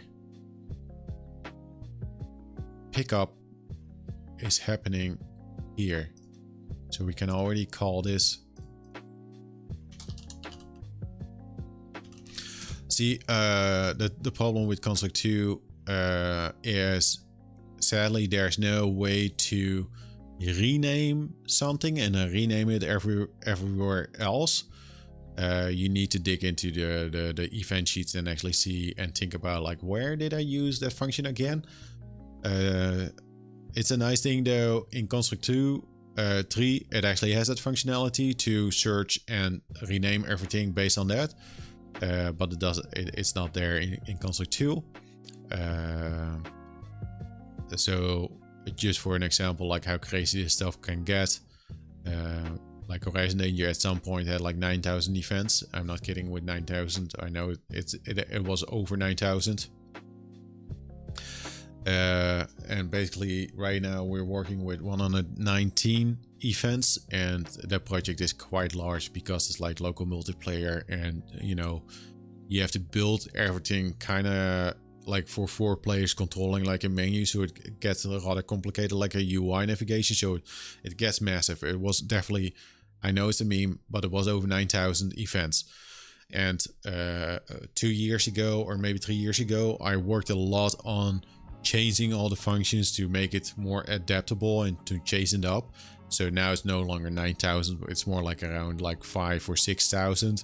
It's still a lot, but I had to remake a lot of functions and doing this, and also manually like, okay, this function, I actually need to rebuild this and remove this one, but I had to search every event sheet and go by piece by piece, and like, okay, well, this one isn't using that one, let's rename it, test it out, okay, this works, let's do this, okay, that's funky, like, why is it not working? And that's all the stuff was in my head, like, okay, well, it's there, so it's kind of crazy. I was going, isn't it possible to use a program within a program that takes renaming in consideration? Now, the only thing that that you could do though, there's a search function, so we could search for inventory and then see like, okay, then we will get like a pop-up like, okay, inventory. But this would also, this is popping up because this says inventory, but this is probably popping up because here it says like inventory. So still you need to search this. This definitely eliminates some of the issues and like the scope, but yeah, it's fun. And that search function is kind of like broken sometimes. I've gone, it's amazing games ever get finished when you put it like that. Yeah, like in Unity it kind of works nice though. After having worked in Unity, like making those scripts and using like Visual Studio for like scripting, I was kind of like blown away, like, oh, right, this is also very useful and cool to do. Because from there, in Unity, you would just make an inventory script and other scripts based. Sometimes you would just build a script solely for picking up an item or damaging an enemy, and that's it. And that's not necessarily like only a script for like damaging an enemy, but you would just make smaller scripts, and it's very clear to see like how everything is set up. And here it can get out of hand and a little bit like crazy. Because in Unity you would make, for the health, you would probably make a script or something that's a little bit easier, and each individual enemy would have a script, but this needs to take into account like all the enemies that are there, which is kind of nice, but also not really the way to go. What were we doing? And yeah, indeed, it's amazing how games get finished. And man, if you could look under the hood, like how some games are working, you would be blown away. Like how is this actually working? It's amazing like that a game is actually in a decent state sometimes. Let's not forget, this is a project of like 3 days old, and I already it's not like that much right now, but this is just the beginning. This is just,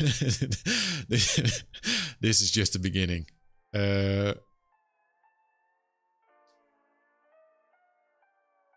So we do have like 2 inventories.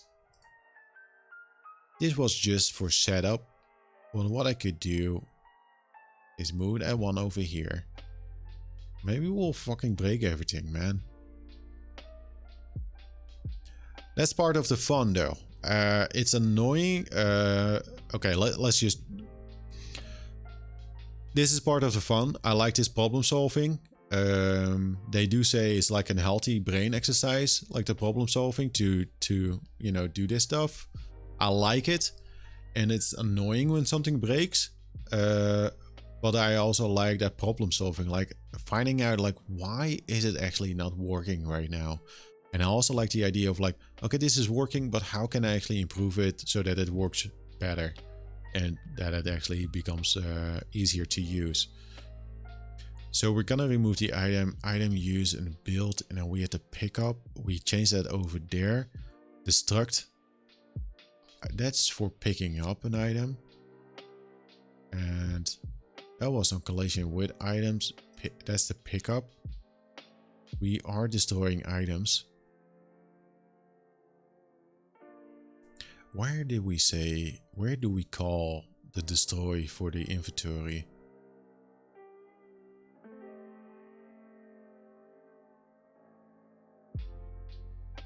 After the pickup? Yes, here.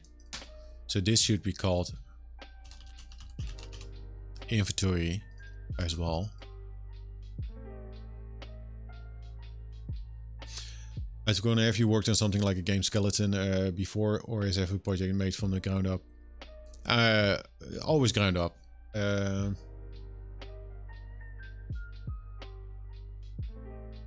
Yes, always ground up. What I do though is it's always from the ground up, but and this might be working against me, I do make something so that I could actually use it later on for something else. And that's why I might focus so much on like, okay, what if we were at 100 items, and actually why, like, let's make it so that we can actually change all of this. And to me, that's like also like another fun part, like working from the ground up, but also think like, okay, if I build it like this, could I also use that for like a different type of game? Or a different project that I have. Like I try to think about like efficiency. Like you work on it, like you spend a lot of time on it. Let's just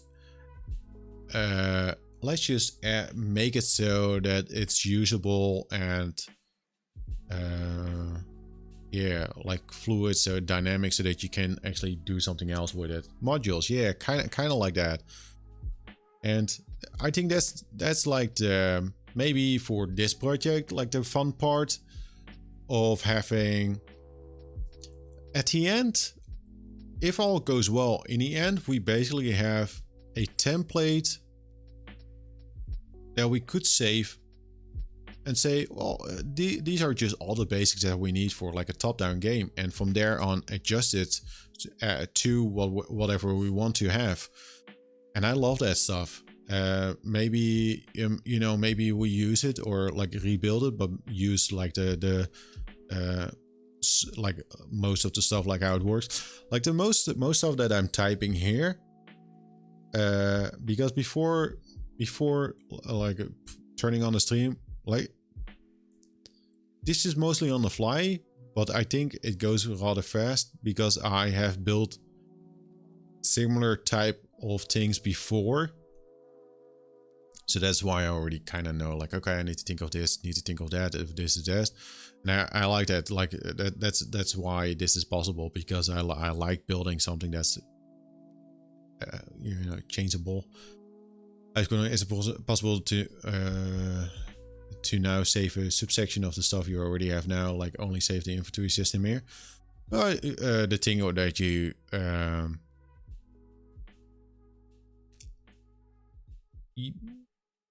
no, not necessarily, but I keep saves up here. You know, for every stream I just save it again and number it based on like the, this is stream number 3, so this is save number 3. And if I want to use this stuff for like a different game and different inventory, I would just have to open up a new project, and I could almost like copy and paste it and use it there as well. You only need to set up some stuff, like the project would have to need like a family items, and it would have to have that XML file. So there's just a couple files that you need before you are able to like do a copy paste, but it's fairly easy to like copy and paste this and use it for like a different project. So we used we renamed like the inventory for the destroy, and I think that was basically the thing of like the inventory, because we have to build and then the subtract, and we might not even use the subtract anymore for here, and we have the add. The add might change. The item passive add, we might build it here, and then we could have like a check here, add check item category.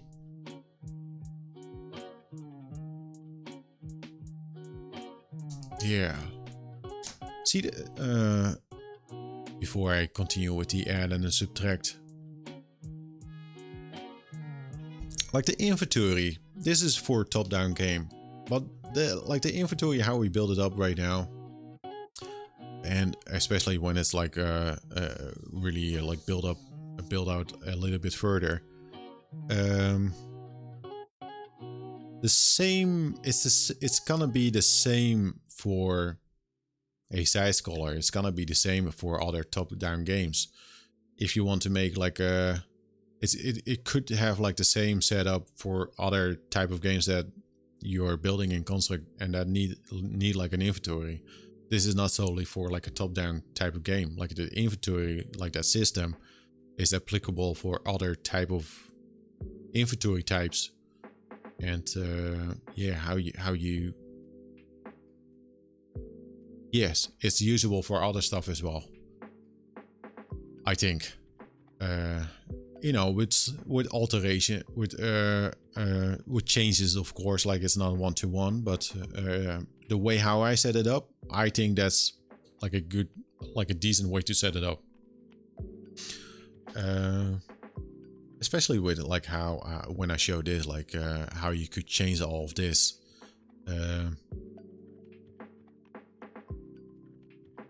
It's, yeah. So we have like add here. Basically, we were building the subtract.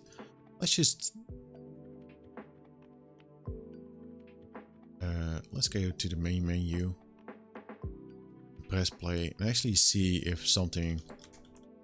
Well, we're not able to use it now because we don't have any arrows. And I might have set this a little bit high. It does 1. It needs 1, not 50. But it is adding bombs to the inventory.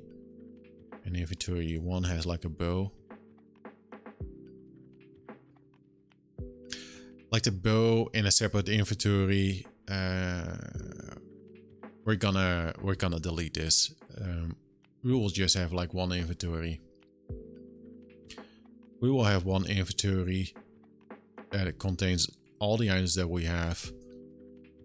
I made it separate because that would be easier to make the UI, like the inventory UI stuff. But if we do add categories to add like distinct like IDs, category distinction between like the items, that would help out. Like if we add that more to here, or have that like listed here, or added bow and then item type, like the type, category weapon, category gadget, category resource. So that is working. Let's test out the firing again after I change its value, just to see if it actually works. Can't shoot now, can't shoot now. Still can kill that thing. It's not subtracting arrows. We were working on that. That's the thing that we need to do now.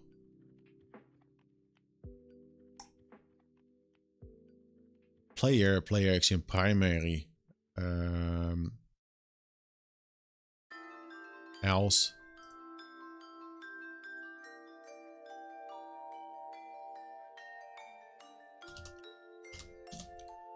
No.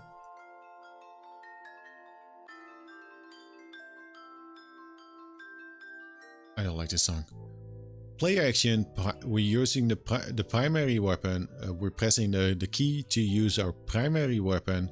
Then we check like if we have that amount. That stuff is working now. If it doesn't have the resource, we need to give feedback. We need to give feedback, but here we use the item, and from here we can also subtract whatever we need to.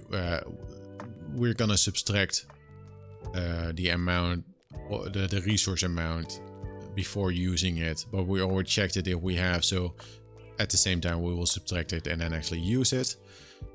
What we could do, because that's subtract inventory, subtract. What I'm gonna do is also disable this one, just to disable the item, just to see if it actually works. I don't think it's... There's a small chance that I use item somewhere else, and otherwise we will just search for it. But we call item use, and that's here. Item use. And this is not item subtract, this is inventory. See, that's like the distinction that we need. We're using an item, but we need to change something in our inventory. So item use, that's this one. We're gonna use it. And I think changing our inventory, like removing those resources that we just used, should be done here instead of like done like here. And what I kind of want to do maybe is change item function to specific function based on item. So I am thinking about removing the item use, but having this call a specific function based on the item that we use. So not just item use, but no, this will call something based on the item that we use. We will just have one thing here, but we will do that instead of like item use and then bow, and then have just like perhaps based on what we're using, it will call bow use, and then we have like a bow function here, and then would use. That might be a nicer way to do it, because otherwise we will end up with item use, and then we will get like a whole list here, and then we can, if we make functions based on like the specific weapons or gadgets, we might need more stuff than just like than a spawn, just simply spawn like a projectile. Yes. So inventory subtract, that's the one that we're gonna build here to actually remove the resource that we need to use either the weapon or the gadget. Primary, secondary is either a weapon or gadget. Let's move that here.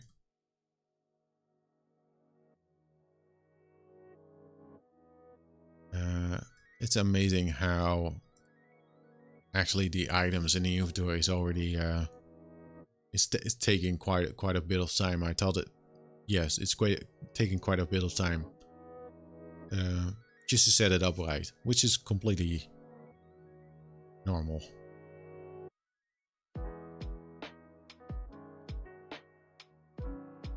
Subtract, and I need to send along the thing that we actually need to remove from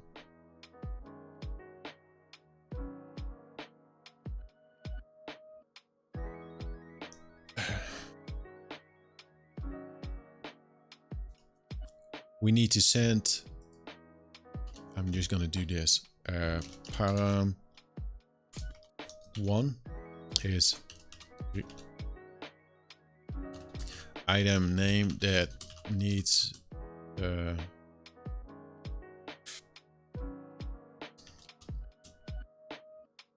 item name, and param 2 is amount that is being subtracted.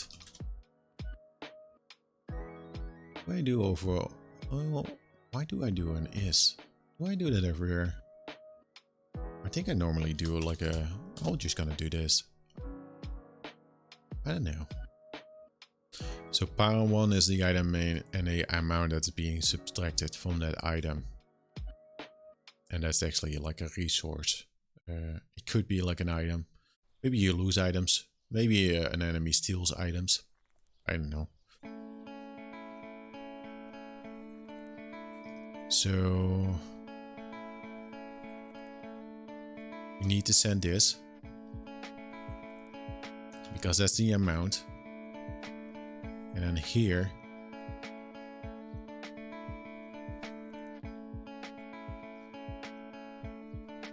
is greater than, this checks, fucking hell man, this checks what we have in our inventory, and we need this line here because that's the resource that's actually being used.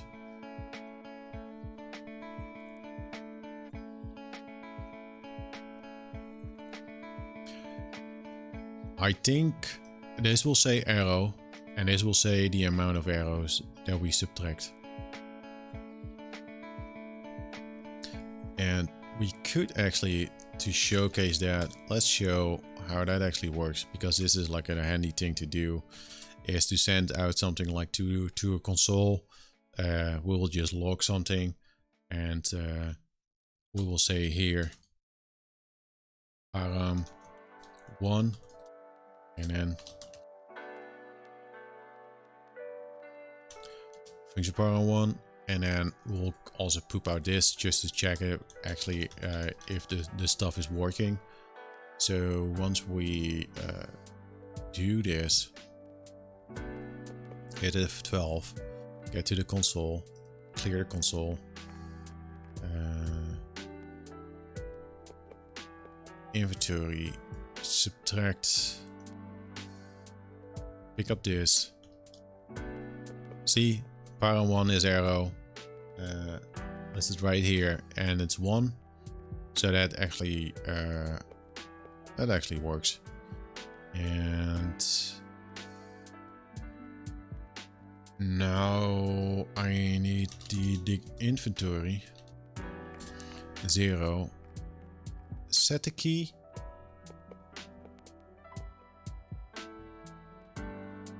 Will it be overwritten? We could just set the key or add the key. It's probably already there. I'm not gonna. Yes, I'm not gonna. Because I do think we're gonna change the way how we built the inventory from the beginning.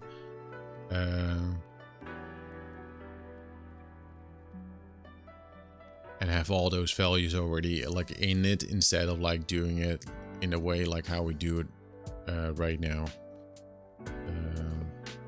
That's my guess. So the key that we're gonna change is function power 1 because that's a name. And what we're gonna do is get that value as well. And then minus function power 2. And I don't know, just to make sure that this is actually properly working, is already changed it to an integer.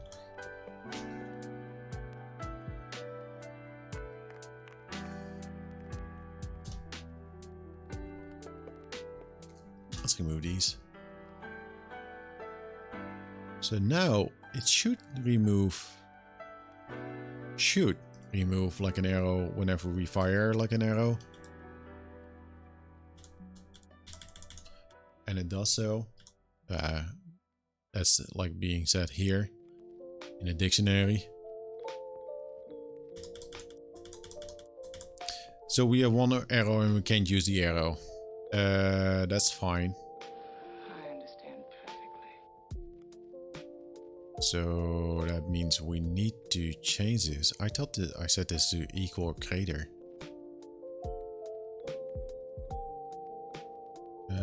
Let's test this out.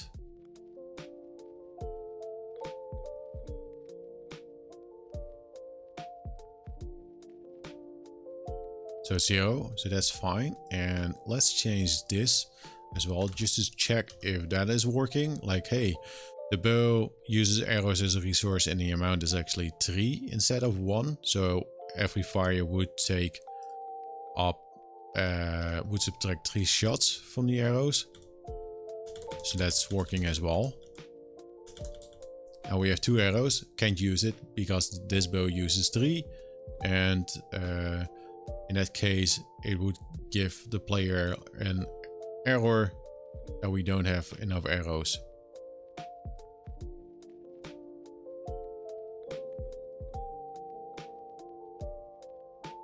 So that's that. Are we gonna... Now that we work on the inventory, I'm just gonna do this. I'm gonna remove the OR block and just stick with inventory because that's it. Indeed. I think I want to remove.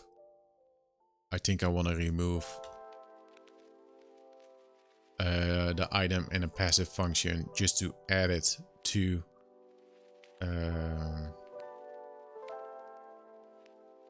To add it to an inventory. Now we have 2 dictionaries, and I actually made the 2 dictionaries just to showcase that.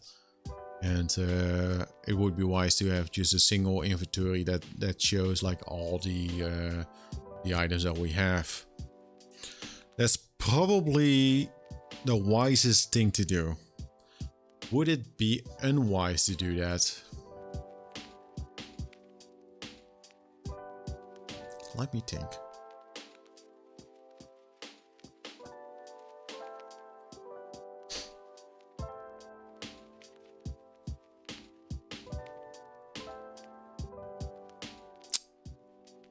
It's difficult.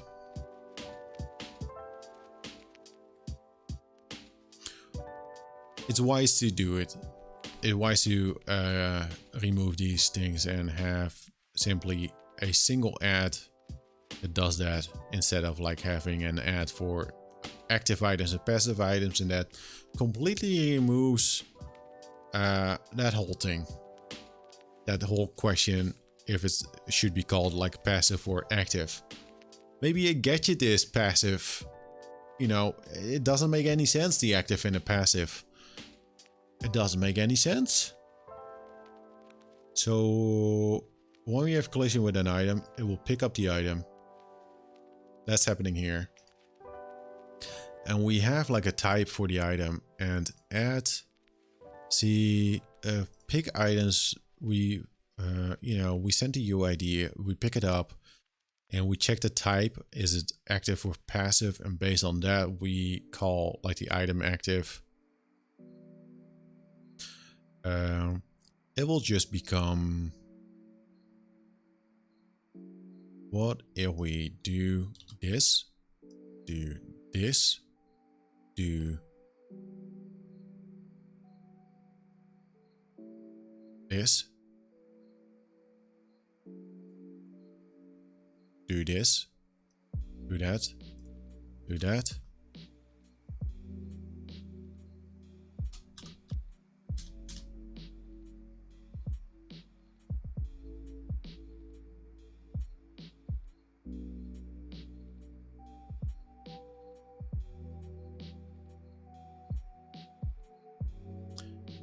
Disable these.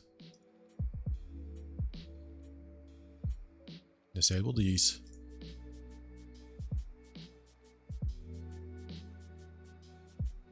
Add family name and then destroy that item. Test it out. Don't need this. We do need this. We simply have... Oh, fucking hell.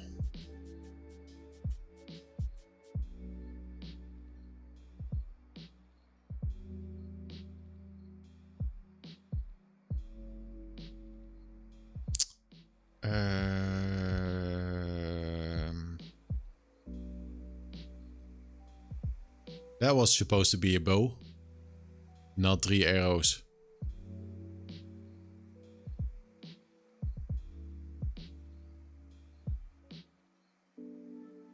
And the bow is back. Fuck you. That's correct that the bow is back, because it respawns if the player doesn't have a bow. That's correct. It's actually working. It's working. Not my error. It's working. It's working. The only thing that's not working is when we pick up a bow, it gives us arrows. And I know why it's doing that. And this is gonna be, this is actually gonna be fucked up.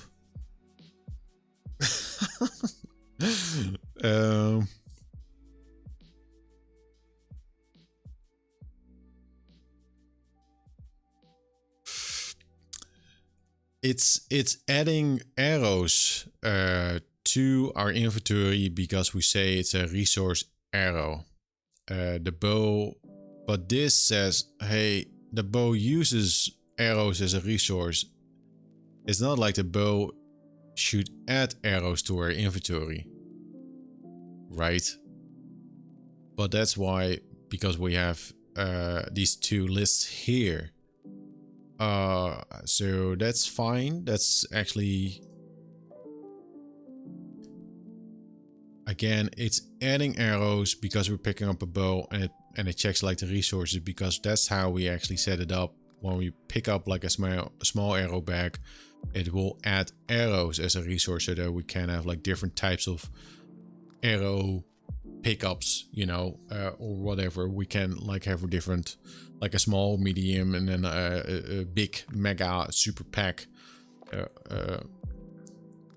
So how can we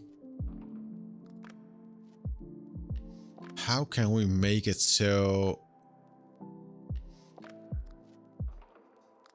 that there's an easy thing to do. There's an easy fix. I don't know if that's like a proper fix. What I could do, because this is just an ID, what I could do is bow and then have the resource bow.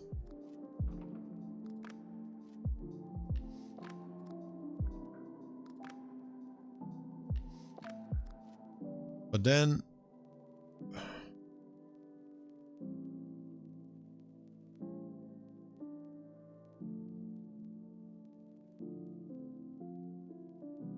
right, maybe that's a... What if you do this, a bow, and the amount is 1, and this is just a machine gun, and the amount is 1. If you, this is basically if you pick it up, like the resource is a bow.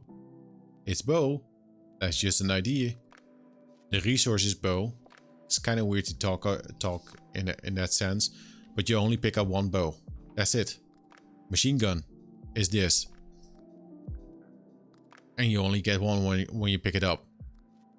So by doing that, we actually need to add more stuff to this, to gadgets and weapons that actually use a resource.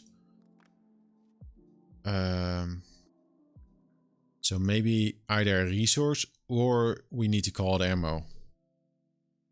We could add something here like, hey, ammo type, ammo. Maybe that's the thing to do. Like, what type of ammo does it use? And ammo amount it uses for each use. Is there... That could be like the way to go. That means we need to kind of change that other code before you use an item. We could also say resource use to tell, hey, we're using this item uses this type of resource.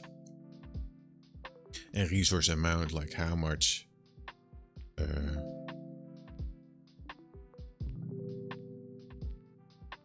Maybe the amount should be changed to count.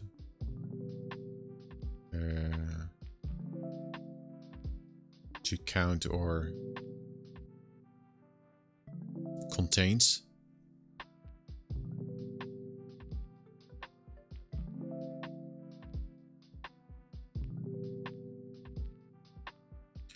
Man, it's good though. It's good to think about this. Here it might have been useful, and we will deal with it. We're dealing with it. Here it might have been useful to say, hey, what type of game is it actually? To like, okay, are we talking about ammo? maybe it's gonna turn out to be a farm game, and then you have I don't know, a pack of seeds, and then you say the pack of seeds has like an ammo count. That doesn't make sense. It's not gonna turn into a farm game. Well, although some chickens. We could add some chickens to the game. Let's at least have this rule that there needs to be a chicken in this game. As an Easter egg, there needs to be a chicken. ID test, well, what I could already do is like weapons. Resources. Item, ID, gadgets. Arrête ma question. Oui, tu t'intéresses à moi, dès que tu commences à t'intéresser à toi. C'est intéressant. Let's go now. I want a Farming Doom clone with a siege shotgun. Take that ground. Yes. Mais si, je t'assure. You need to, in that game, you need to build a farm and a nice garden, because otherwise the ground will dry up. And drying up will, like, you know, open up the ground. And opening up the ground, you know, it gets dry. It will get like fine. It will just blow away. It will create like holes in it. And the more you leave it unattended, it will open up the ground, and that will result in a portal to hell. So you need the shotgun to blast like the demons, but also put seeds in the ground. That's a good game. Let's build that game. And the chickens have like kind of like the Dino Riders, have like the rocket missiles on their back, just to help you out. Good game design. Resource bow. I don't know. I don't know if I like that. Qu'est-ce que tu vois?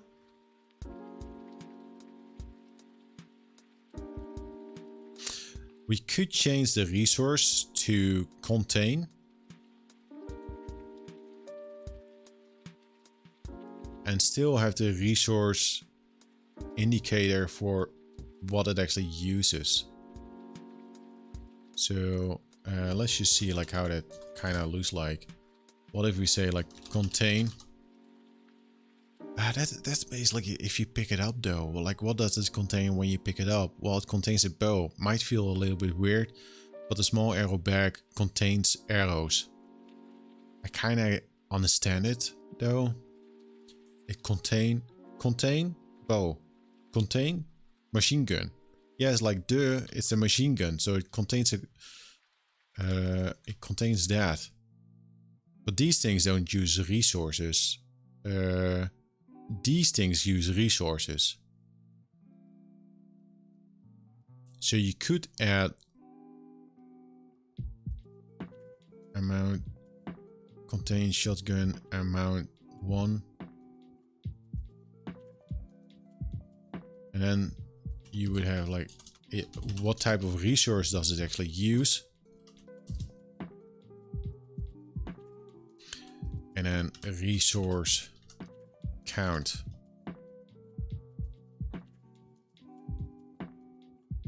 Resource per use.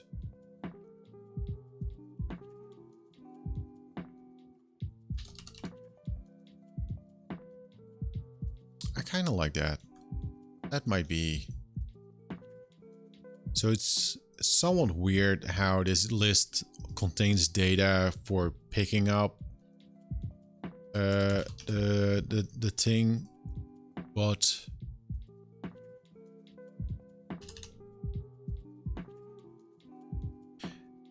contain.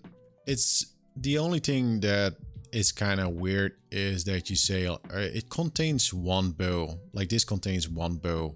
This contains arrows and the amount is 10. We can change this. I need to add a counter to the stream, by the way, for the amount of times that I use or say. We could change this later. Contain bow, amount is 1. And now we say weapons have a certain resource. Gadgets could also use a certain resource to be able to be used. And then a resource per use is 1. Resource per use is 1 of that type of thing. Maybe that kind of makes just a tiny bit more sense. So that means we do have to change this. This is let's say you use a bow and then a resource arrow. That hasn't been changed yet. The only thing that we need to change is the description of like the amount is resource per use. So this is probably maybe a little bit more like readable. And then on pickup, while we add something, this also needs to change. It's actually like the amount. This should say amount and not resource. And this should say amount.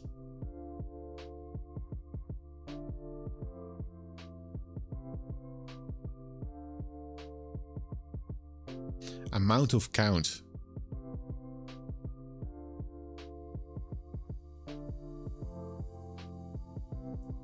Amount count. Amount count. Is it working now? Was that all? No, that's...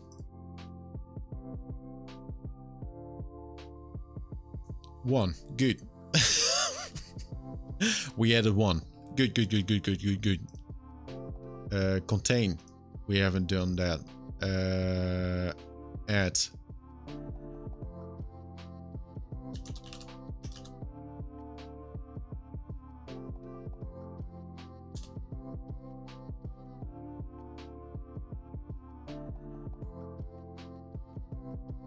Bow 1.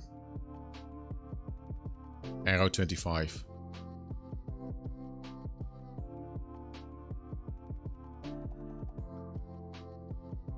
And then if we move here and I move back, the bow is there. That's correct. Because in the main game, during the initialization, let's call that, we check the other dictionary if we have that key. And that should be just the inventory, and we are gonna rename the inventory. Inventory 0, we're gonna change that to just inventory.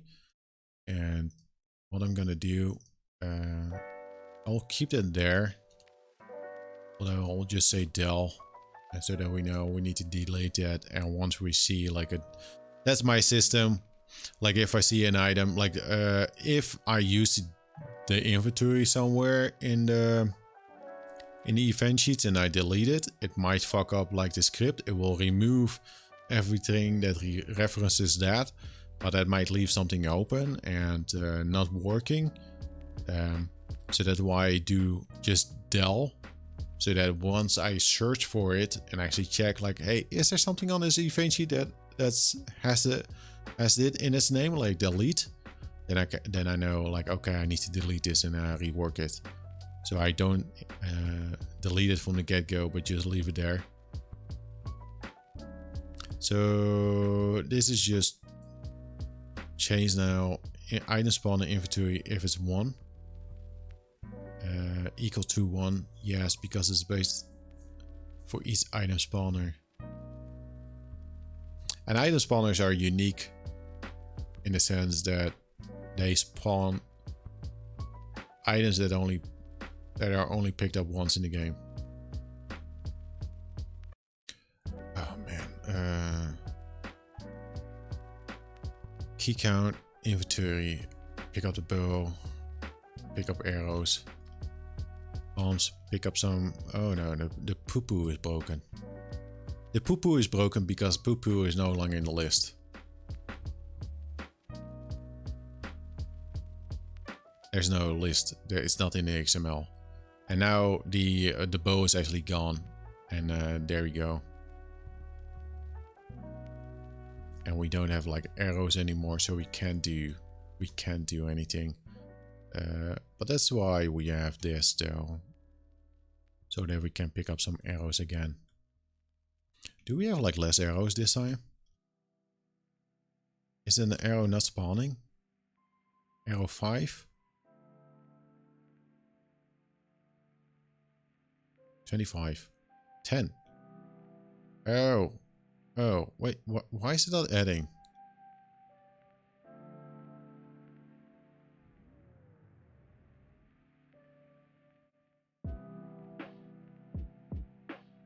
$25.10 is not adding. The subtraction is working.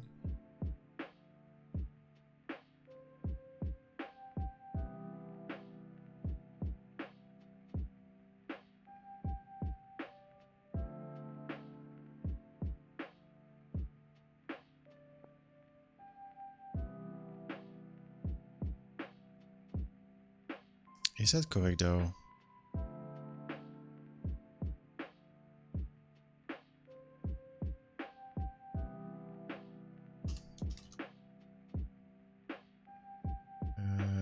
Let's duplicate this one. We add contain. That's for the key that we get, and then now we should add the amount. I think we were pulling a key based on the amount and not an actual name. 25. Yeah, there we go.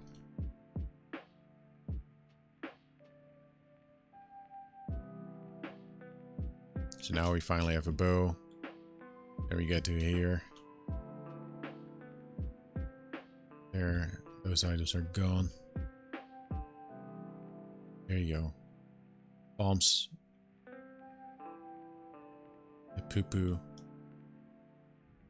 Let's check the bomb counter if that actually functions as... I kind of forgot what the bombs are. 15. Good. Holy shit, man. So let's do a radical move.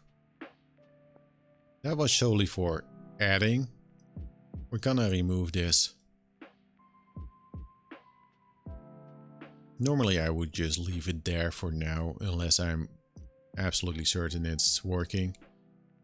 But let's just say we kind of clean this up. Check item category, weapon gadgets, resources. We probably won't forget that we did that. So now we have this event sheet solely for the inventory to initialize it, build it, pick it up, for pickups, for destroying the items, for adding and subtraction.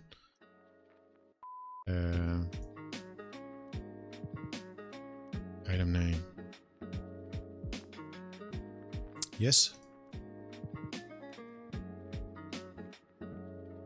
Yeah.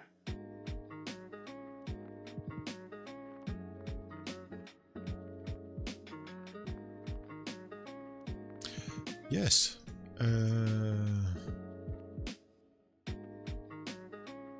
What do we actually do now?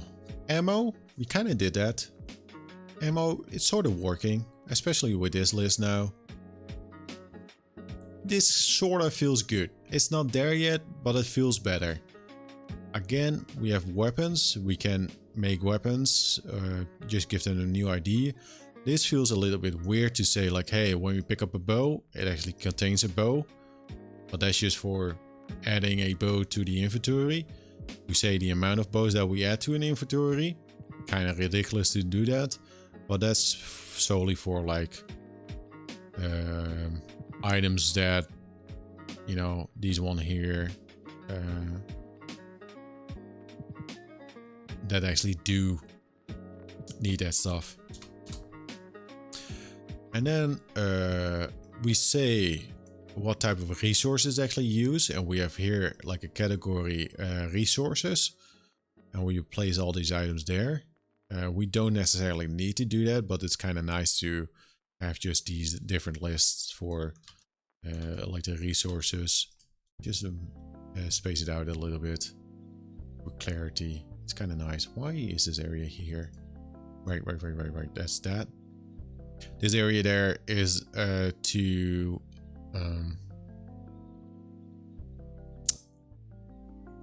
for the area transitions. What I want to do.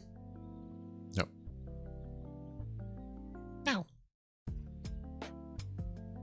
Let's finish this first. We say kind of like a weapons, what type of resources they use. We will do the same for the gadgets. They will get that as well. What kind of resources they use.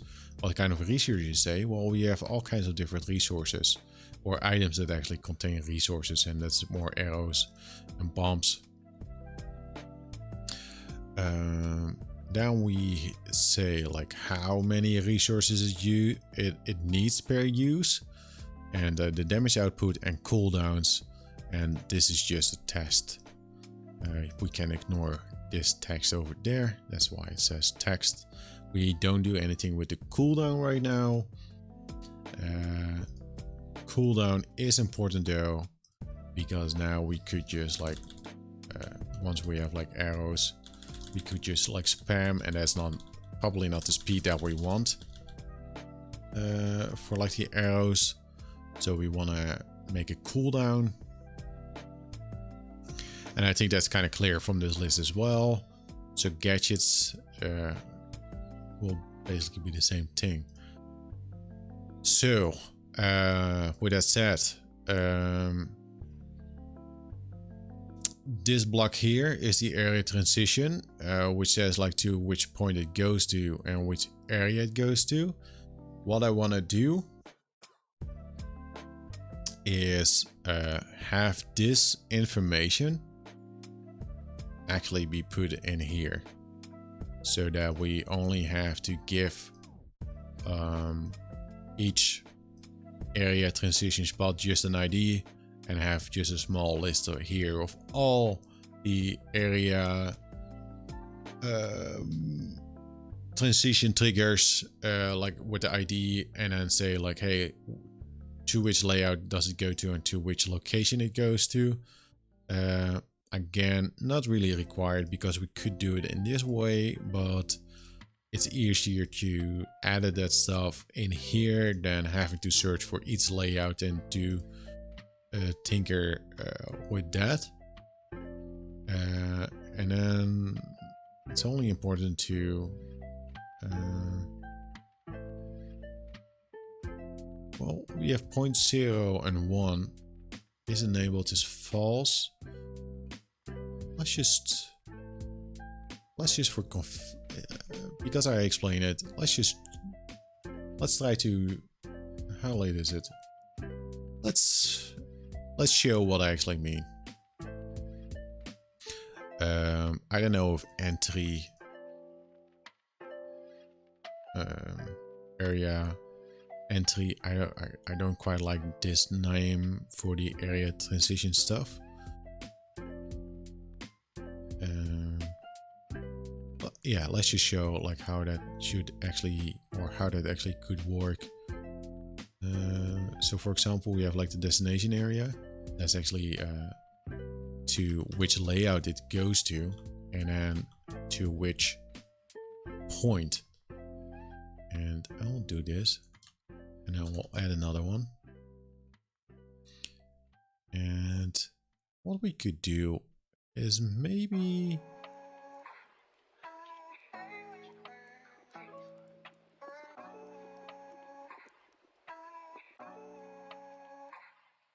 I could say this is just area 1 and we have a separate entry for area 2. Would that be, because then based on the layout you could actually get a like have it like in this list here.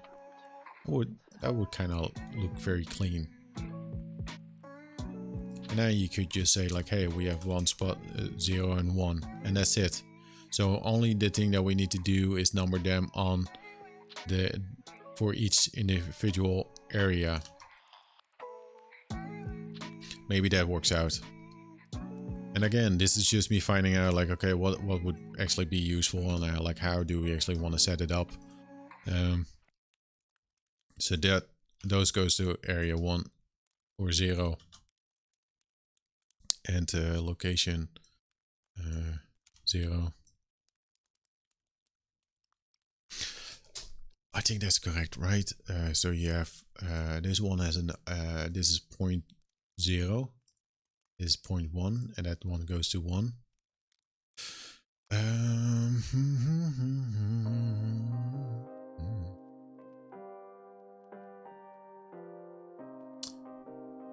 This 0 is just the ID, and what we could do, change this to ID so I have it consistent. This is ID 0, ID 1, and we don't care what is being in here because we will load it in based on this. And we won't have like a ton of like area transition points.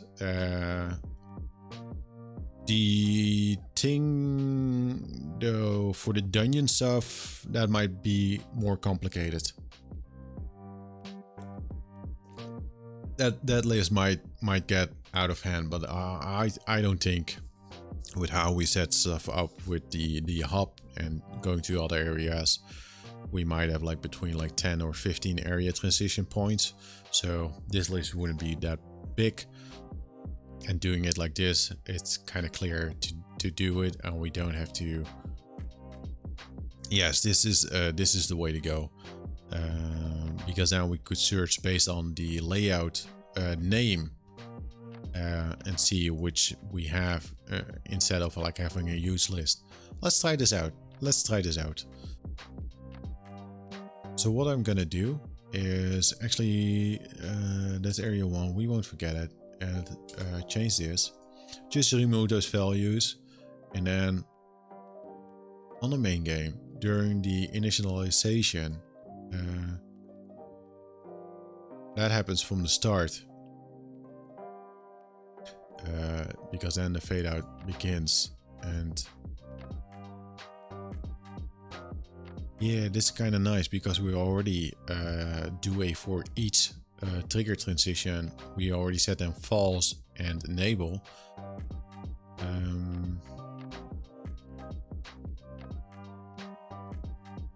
Where do I have a similar thing? Oh, maybe in load. So again, I need to copy and paste this because I can't do it from the top of my mind.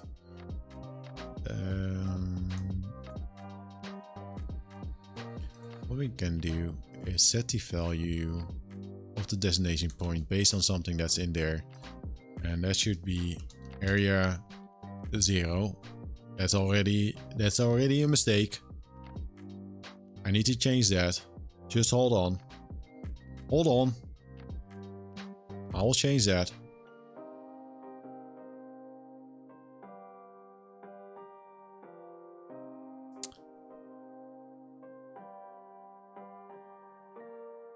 Oh, this is for testing. ID self dot ID, and then the destination area. That's the layout. Even 10 minutes is a long time to be away from you. So what happens now, or what should happen now, if we go to the layout, the 2 points, because they are empty now, the destination area, it should say area 1. That's the layout where they go to, and that's this layout. So go here, debug it, and debugging it is that's how we actually have this and are able to select those points, and it doesn't say anything.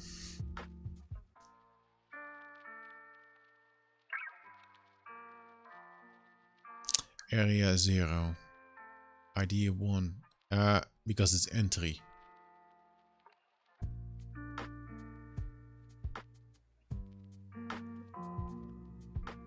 Setup area 0, type. I kind of like using the type.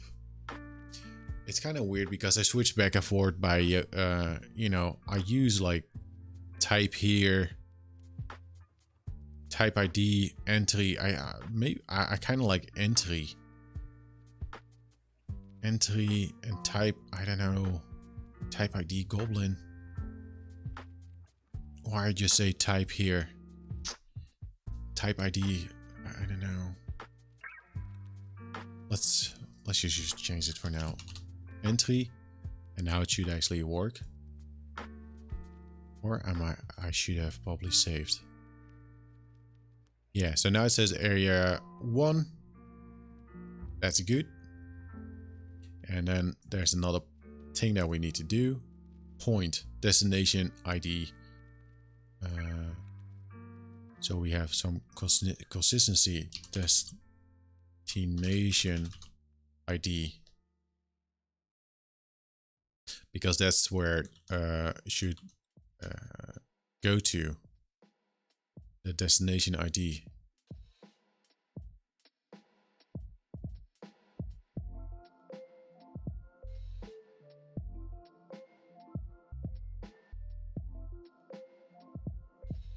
Yes. For a second I was thinking, do we actually need that? Because entry ID 0, you would assume always goes to 0. But that doesn't really have to be the case, because an area could have, let's say an area could have 5 entry points to different areas, and ID 5 might just go to 0, ID 0 on the other, in another layout, and because that area only has like 1 instead of 5, so we can't use like the same ID. We could do that, but that would be like an hassle to keep track of that. So let's just not use the same ID, like say this is 0, that goes to 0, because that wouldn't have, that's not always the case. That's not always the case. It's not always the case.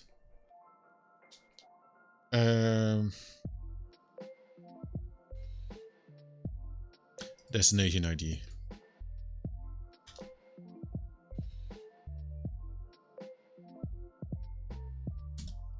And what I want to do is edit.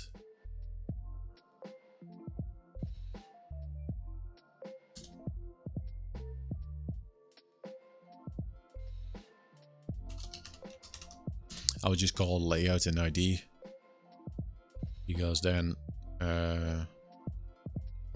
that's consistent.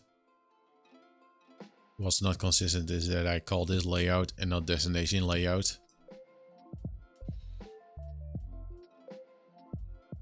That's a little bit of a long word to use, but we only have to write it once. Let's save it. Destination layout. It's for readability. Let's call that. Because we also call these destination layout and destination ID. And the only thing that's not working right now, because let's show it.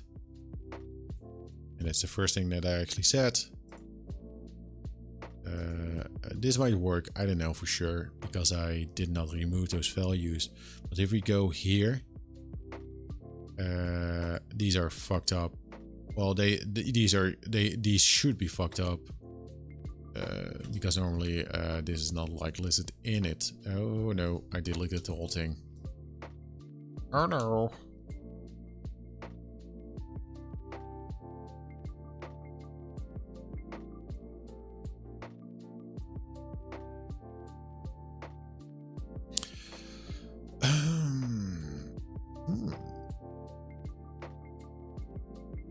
Well, yeah, that's correct. I need a debug key to reset the game and that it actually goes. I have said it already like a couple of times, so let's just build it. Just a small reset. And a reset is basically go to the main menu. Because that will make us go to, let's test it out. Nothing is loaded in now. So if you do this, then everything should be loaded in. See, it says area. Goes to area. Where's the player? Right, that's a good one. That's funny. The debug should also change something else. It should say set the game state to start.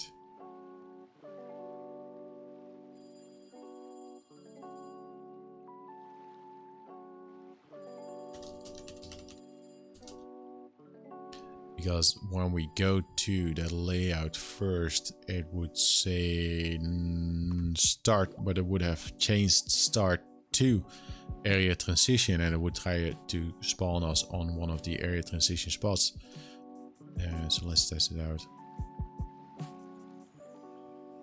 Yeah, so now it spawns us at the spawn point instead of like trying to search for like one of these, and it won't find one of these because they don't have any value in them. So now these work, but these, well, this works, but they get the value from area 0. That's the bug. That's actually what I knew was gonna happen, because I say area 0 here, and I actually need to refer to the actual layout. Where it's going to, and now I need to think about how I actually do this. Did I copy it? Yes. No, don't disable it. I need to change this one. I think I could do this. Layout name.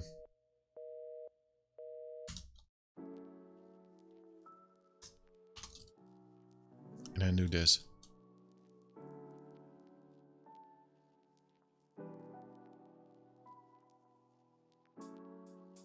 And remove that. So we will look up the layout name, and those are area 0 and 1, and I think we'll keep those names. We won't change the layout names to like the real names that we're gonna use. It's not gonna be Hyrule Field. No, it will always be area 0, 1, 2, 3 or 4. The names will be placed somewhere else. For now, this will stay like that. So let's see if that actually works for the first area. Now I don't know if I actually went to the menu. Destination layout is not working.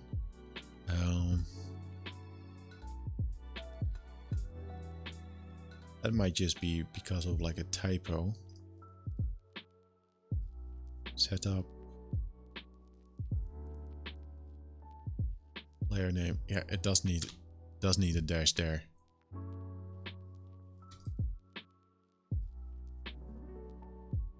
I'm happy that so far most of the bugs I have found within a couple minutes instead of being stuck on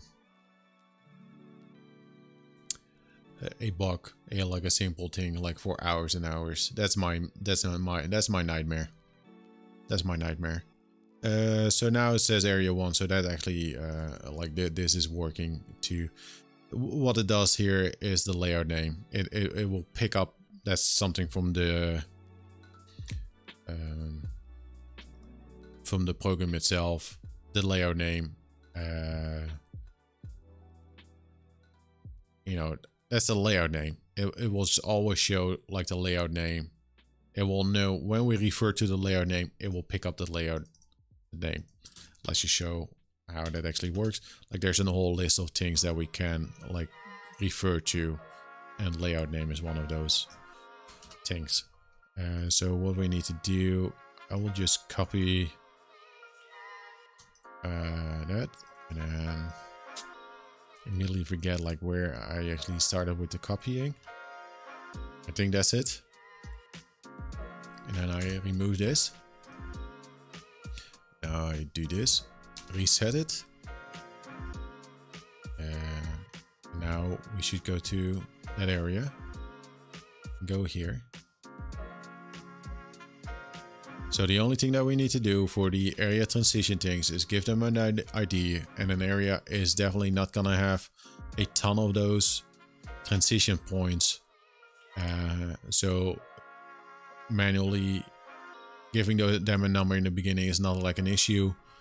What would become an issue is if you have to change like the layout names and all the IDs, and this is a little bit like easier to see. And also now we can just like each add like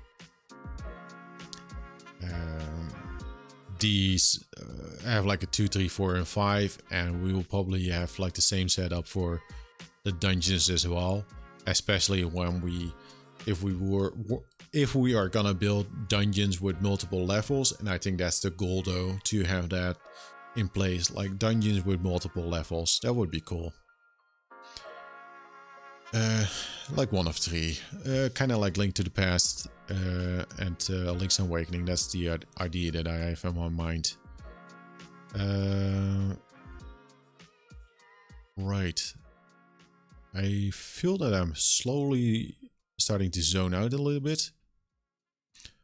So let's remove that and clean this up a little bit. Enemy area. The weapons, the gadgets, and the resources. See, I said yesterday, like that XML file, that's gonna help out. I think the XML file is key for this type of stuff. It's so useful. I'm gonna check the list. Let's check the list. Because I do have a little bit of time, not a ton of time. Is there something easy to do?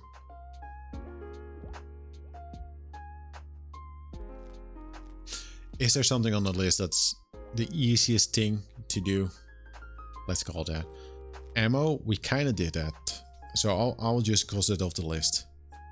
We got like the basic setup, right? Of the ammo. We have the XML file set up to a certain extent. We have set it up for the stuff that where we need it. We're probably gonna use the XML file as well, or maybe build another one for the control states. Enemy behavior, no. I already said like no. That's something that we're not gonna tackle now. We did build a menu. Didn't build the save states. But I'm gonna add something to the save states, a thing that we actually do need, and we might have to make a spawn point in area 2 as well. And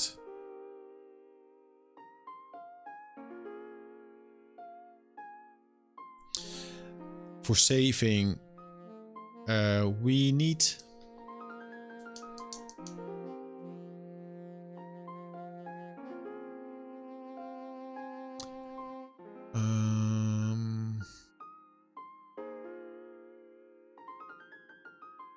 well, we need another spawn point in area 1 to test out if that works. So if we save there, when we load that save, that we actually spawn on that point. But I feel like we need to maybe like a bigger map to properly test like that kind of like the save states and all that stuff. But the spawn points will play a role in that. The dungeon stuff, no man, that's like I said, the air transition is already like a part of that, and we sort of built something that we do need for that stuff later on. That's like the area 1 and 2, and we will have like the dungeon 1 and 2 stuff. Yes.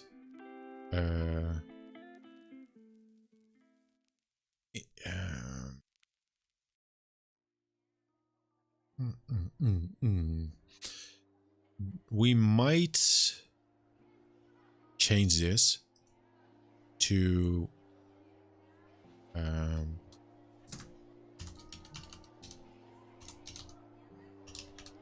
area transition, and then place these in there for readability in this thing, so that we have also one for like the dungeon stuff.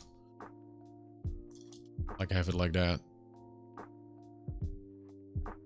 I'll just copy paste this, and I will fill this out, add some comments to it.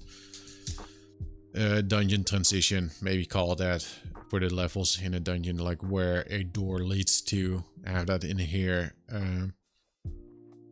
I'm kind of inclined to just test this out, placing it there, and then adding it, changing that already. Otherwise I forget it. The map is gonna be very interesting to build.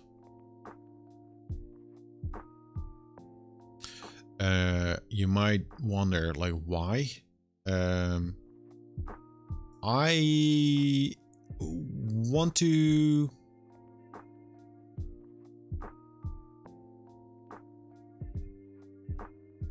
what I want to do for the map is actually have a... Is that possible though? I want to have like a Metroid style type of map, like the grid based, so you can place markers and whatever. And to do that, we need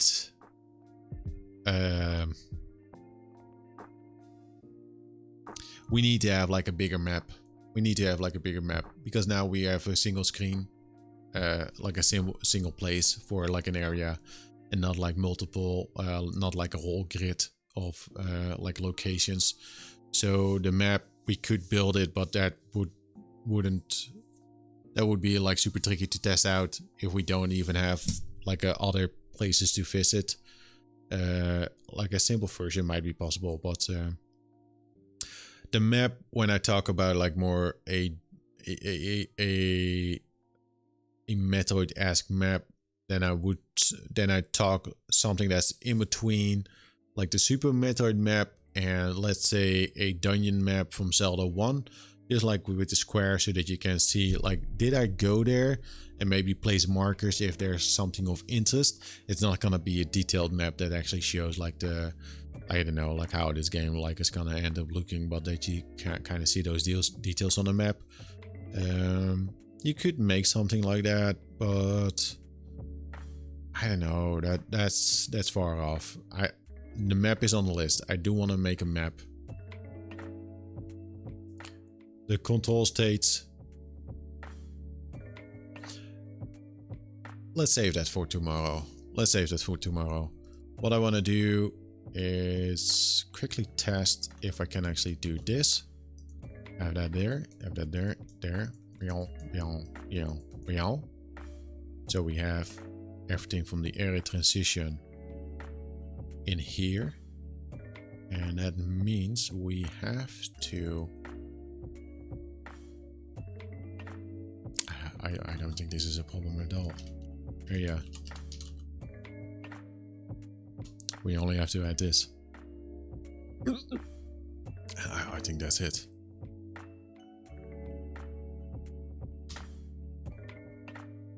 It's a small change. Let's test it out. Everything breaks.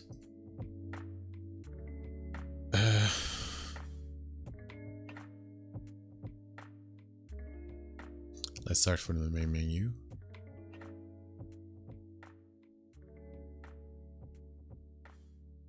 Let's pick up the bow.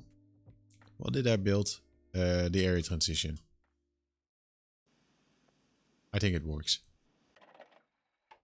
Bow is gone. No ammo.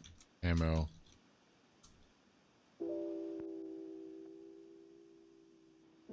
Yeah. What? I was gonna have to leave for some work. Maybe we'll make it to tonight's stream. Have a nice day, Ijscorner, and thanks for the suggestion about the weapon and the gadget stuff.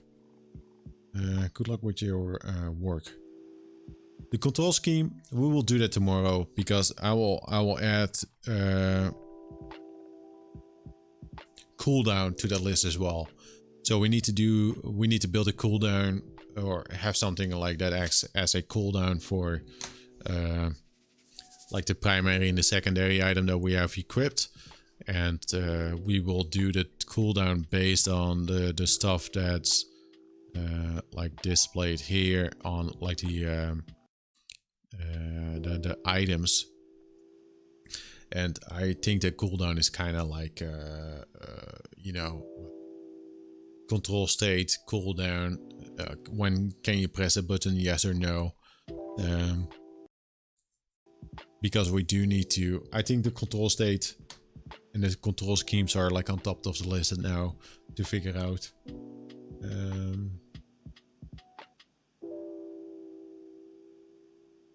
Yes, that's it. That's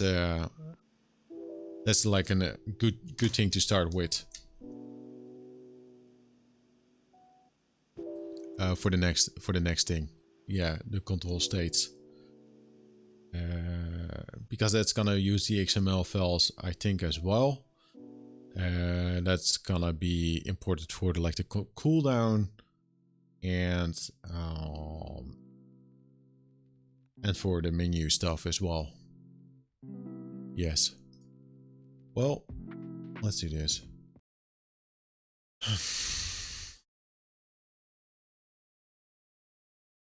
A little bit of red.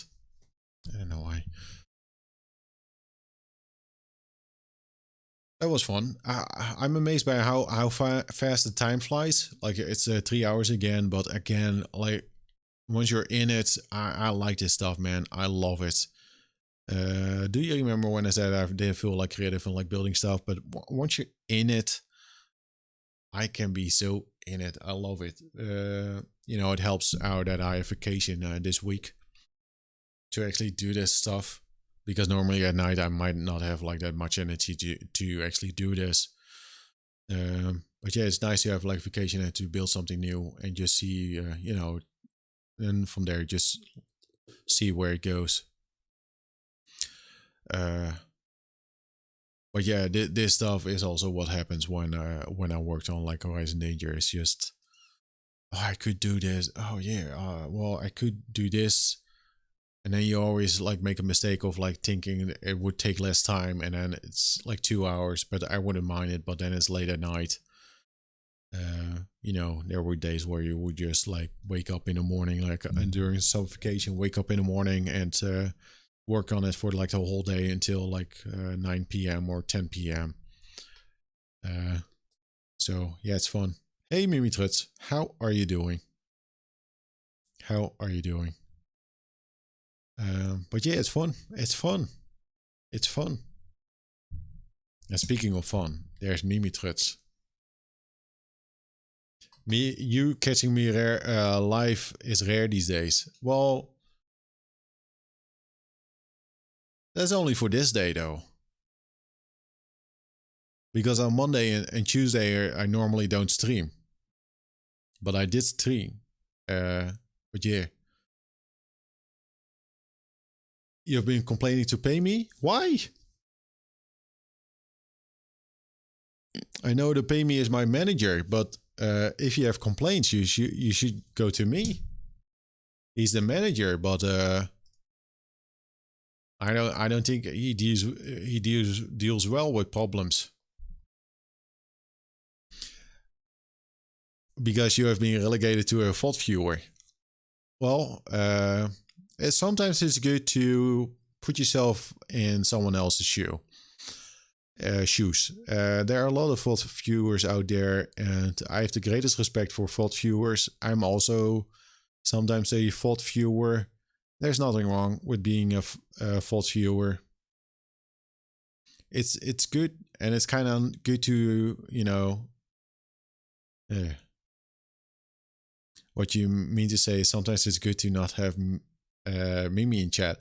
Well, me trying to work on the game and having you in the chat might be a little bit like nerve-wracking, but I wouldn't mind you in the chat. I rather have it like on a spot instead of like you building like a whole list, like saying, "Why are you doing this? Like, what the fuck are you doing, man?" Like that's also like a possibility, right? That you build like a huge list and then plump it down and say like, "Here it is. Here's my criticism." Like, why are you trying to build a game on a stream, and why do you do it like that? Pros and cons. I thought about it.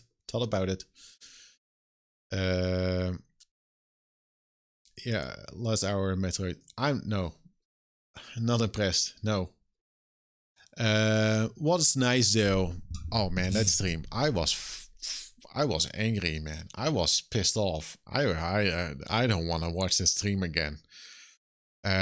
What is kind of nice though, and I mentioned it yesterday, but I even read more about it. Someone actually was starting a discussion about the Shine Spark stuff, and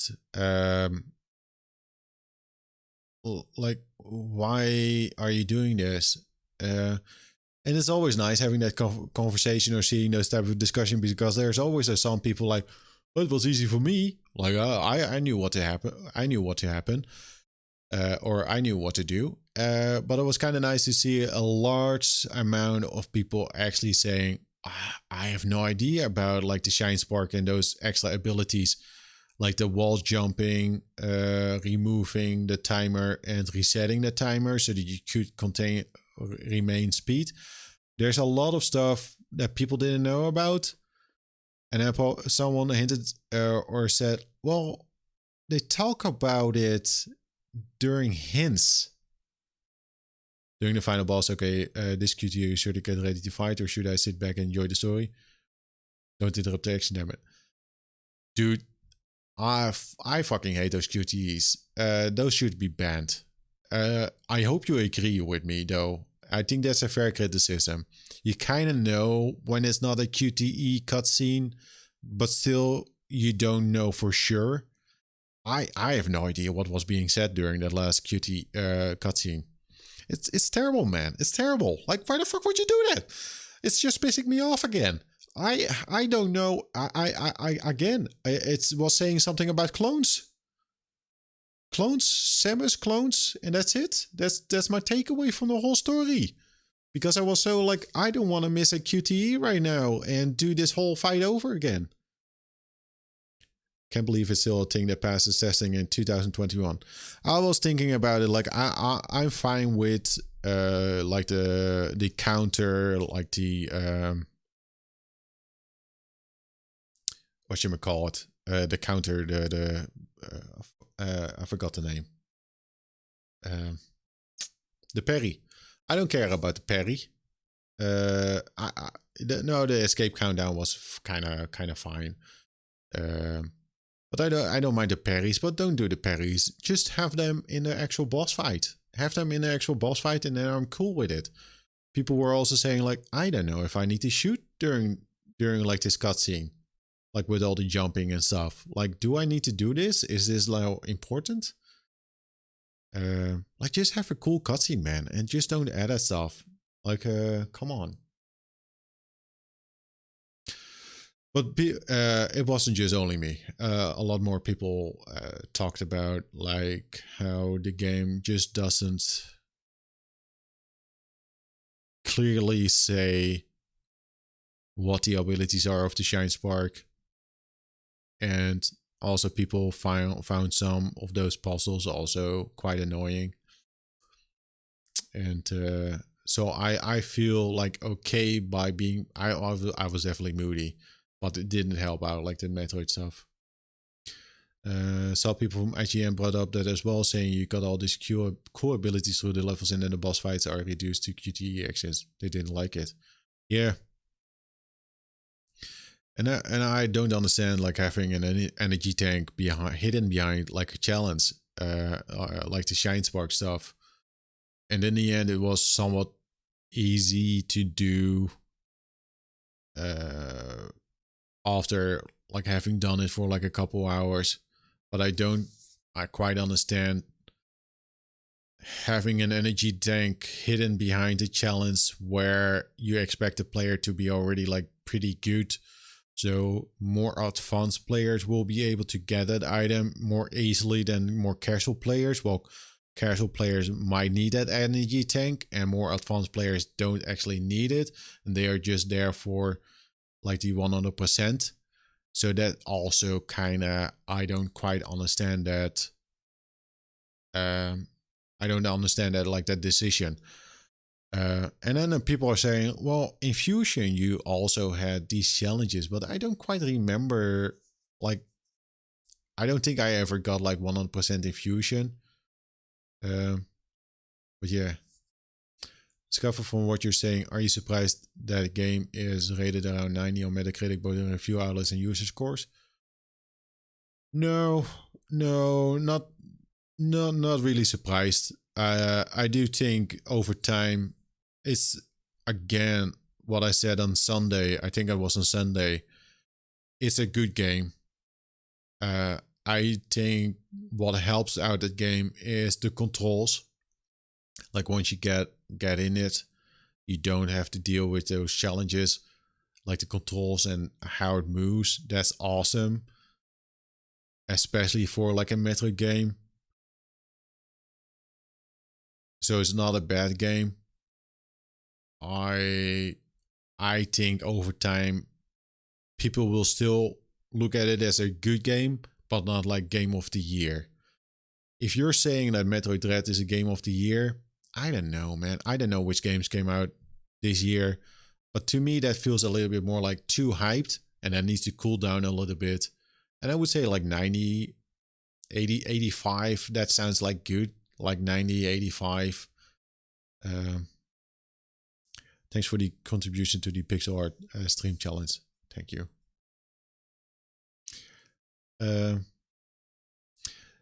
Metroid Dread is Squid Game, the video game.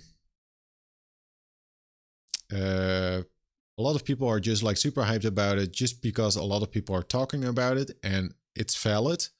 It's good, but we need to cool down a little bit and look at it without everybody saying like it's super good and go with that flow. Like, yeah, Squid Game, enjoyable, but come on, man. We don't have to talk about it like every day. It's a good show, but it's not like mind blowing. Where have you been in the last 10 years of TV shows, books, and movies? Like, it's not something super special indeed. It's entertaining. It's not something new. It's not groundbreaking. It's awesome that a show like that gets some recognition, but it's not like mind blowing. I just wanted to throw that in there as well next to Metroid Dread, just add more fuel to the fire. I think Metroid Dread is somewhat like similar in like mindset, like people are like super jumped, hyped about it, and then it needs to cool down a little bit. Like, yeah, it's good. It's good. But saying Metroid Dread is like the best game, and saying Metroid Dread is the best Metroid game, there's a good discussion to be had there. It's a Battle Royale show. It's very common. Yeah, like the crazy thing is, like a while ago, Netflix had the Alice in Borderland. That's somewhat similar to Squid Game. It's Japanese. It's a little bit more campy, maybe, but also at the same time, kind of like on the same level. And what is amazing that now that finally turns up in top 10 because people hear about it, but that was like on Netflix like for months already. It's kind of like that hive mind kind of thing. Like I don't quite. It's fascinating to watch though. I still say Super Metroid. I still say Super Metroid is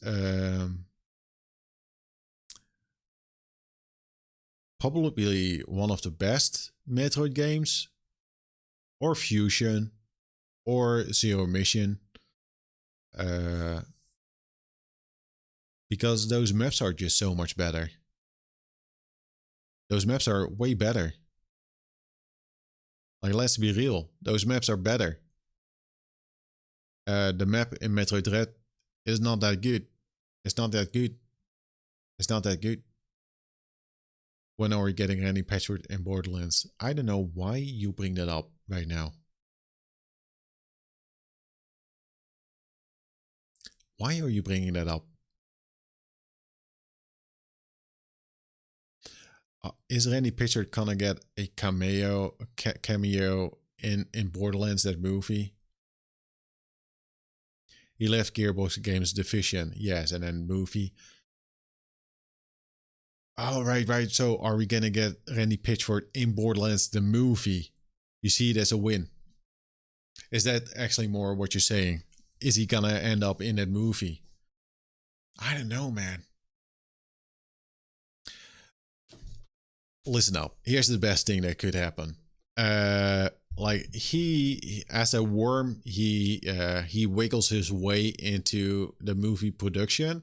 He thinks like, yeah, Alice in Borderlands. Oh, come on, man. Seems to accept it will be Randy and Pitch Borderlands. He's gonna wiggle his way into that movie set, and he is gonna try to be a cameo during that movie. And they will say they know how Randy is. I just call him by a first name. They know how he is. So they won't go against it, but they will say, yes, of course, we already set it up. And they have like this green screen. They will set it up. They will record stuff. They have lines for him, just a couple lines. And they'll say, yeah, Randy, do this. And there's just a single person and a camera just recording it. And they will just assure him, yes, this is for the movie. And then in the end, the nice thing would be Randy sitting in the cinema watching the movie, just looking, where am I? Where am I? Where am I? And then he doesn't show up at all. And then at the end, he just hears like, no, it was cut. It was cut. Deleted. It's a deleted scene. Didn't fit. Had the timing. Didn't fit in. So it would be kind of like a gut punch, like making him very happy with it, just to satisfy him, and just like, okay, you need to go now. And then he watches the movie and he's actually not in it. That would be funny. That's a good magic trick. They're gonna pull an illusion on him. You and I both know he's gonna have a cameo appearance where he does a card trick. No, they are gonna record it, but they are not gonna put it in the movie. It's probably on a DVD hidden in like the behind the scenes section, and you will only see him like fill a card trick, and that's it. He's not gonna end up in the movie. No. Who's gonna watch that movie, man? Oh.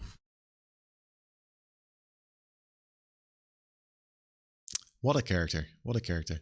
I thought Tim Roth is his buddy now. No, I don't think so. I don't know, man. Hollywood is killer. As in, how would you say?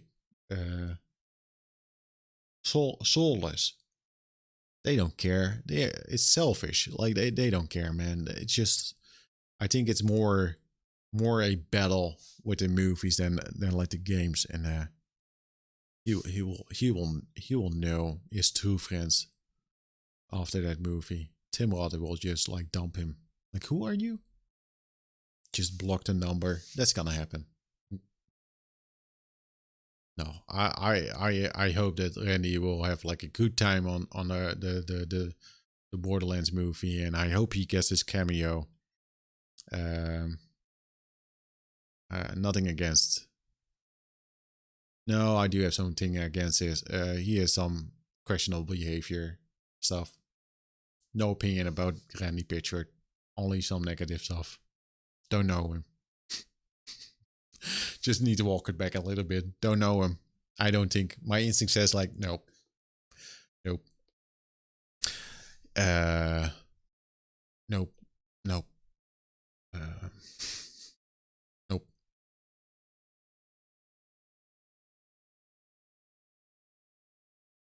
Nope. Nope. I'm just gonna say nope. Borderlands, man. Who enjoys Borderlands? I don't get it. It's too try hard.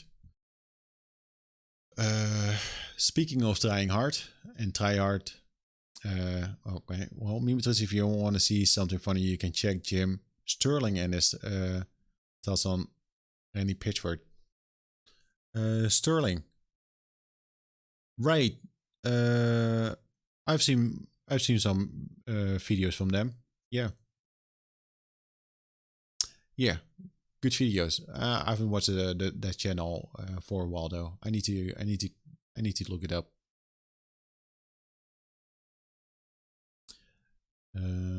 I know their thoughts on Randy. I think what was it during that? What was the Overwatch? Yes, I've seen some videos about it. Yes. Pessimistic journalism at its best. It's good journalism. I like those videos. Good content. Speaking of good content, not speaking of this stream though. This stream was terrible. I'm gonna check some Seinfeld. Oh man, I've been watching Seinfeld again. Holy shit! I will talk a little bit about Seinfeld, and then yes, it's on Netflix now. I have everything on DVD. I have everything on DVD. I'm a true fan. It's the only show that I own on DVD, I guess. Holy shit, man! Seinfeld. It still holds up. I'm kind of amazed by it, and season 1, like, you know, people say like season 1 and 2 aren't that great. I think like season 1 is kind of like figuring out, like, season 1 just feels like a big pilot to test it out. And then they said like, no, we need to switch it up. And from 2 to 3, it ramps up. And 3, holy shit, man. Season 3 has like all the bangers. It has all the bangers. I just watched the episode with Babu. Super funny. And the parking lot. It's amazing, man. What a show. It's very funny. I keep watching it, and like, it's one of those shows where you like, wow, let's just watch another one, and it's like, oh yeah, it's this one. Is it? You have never seen it? What the fuck? What? What? I don't know. I don't know if you have never seen it. Like, I'm kind of curious, like, what your opinion is if you have never seen it and you would watch it now, because some of it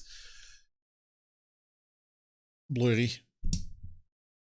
Some of it is maybe, 2021, kind of like, it's not questionable, but more like, sometimes a little language that they use, but it kind of fits in a cell, like the group together. It's like a very mild version of like Always Sunny. It kind of, in context, it kind of works, but it's always a little bit like, I don't know. But at the time, there's also some stuff in Seinfeld where it's actually quite, how would you say, progressive, like, kind of like, okay, it could be worse. Like, hey, listen up. I think Friends has like way more questionable stuff in it, like the TV show Friends. Yeah, I think it holds up, man. You never had the opportunity. I watched it, yeah, on TV, and later bought like the DVDs, and I think I have watched that show. Like, there are 9 seasons. I've watched that show many, many, many, many times, over and over and over again, and I still enjoy it. I think I've watched it definitely like more than 10 times, like the whole show. I like it a lot. I like it a lot. Yes, it's super funny. I think it's super funny. Yes. Yes. Good acting. And especially, now I'm gonna pronounce her name wrong, but Julie Dreyfus, like Elaine. What's her full name again? Fuck me.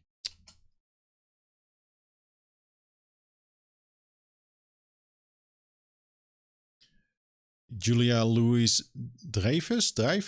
I don't know how you pronounce it, but she's amazing at it. She's really amazing at it. I always liked the antics from Kramer, but like Elaine, that's just fantastic. George Costanza, also super funny. Like, if you like Seinfeld, and then what's nice is Curb Your Enthusiasm, like, also a fantastic show. If you have never seen that, you also need to watch that. If you like Seinfeld, or if you like Curb, you need to check that one out. But just Larry David, you definitely see like some Larry David in Kramer, and George Costanza. It's fantastic. But yeah, Elaine, what a character. So funny. So funny. With the Stella bit. You need to watch it. You need to watch it. I am gonna watch some Seinfeld right now. I'm gonna make a nice salad. I'm gonna check out some Seinfeld. And with that said, I'm gonna cancel. I'm gonna cancel the stream. I'm gonna stop the stream. I might be back tonight. I might be definitely. I'm definitely not back tomorrow night. I might be on tonight, but I don't think so, because this is already like a long stream. I haven't forgotten about Black Mesa Zen. It's on the list. It's high on the list. It's either gonna happen let's say it's gonna happen on Friday. Yes, let's say that. Thanks all for watching. Again, I will upload this one to YouTube. And if you have any questions about like the Construct 2 stuff, or if you're interested in anything, let me know. I don't know, in the YouTube comments or something. Or just in the next stream. Thanks all for watching, and have a nice day. And take care. Good luck with work. And see y'all later. Bye. And yeah, for any complaints, just go to the pay me. That's fine. That's good. Bye.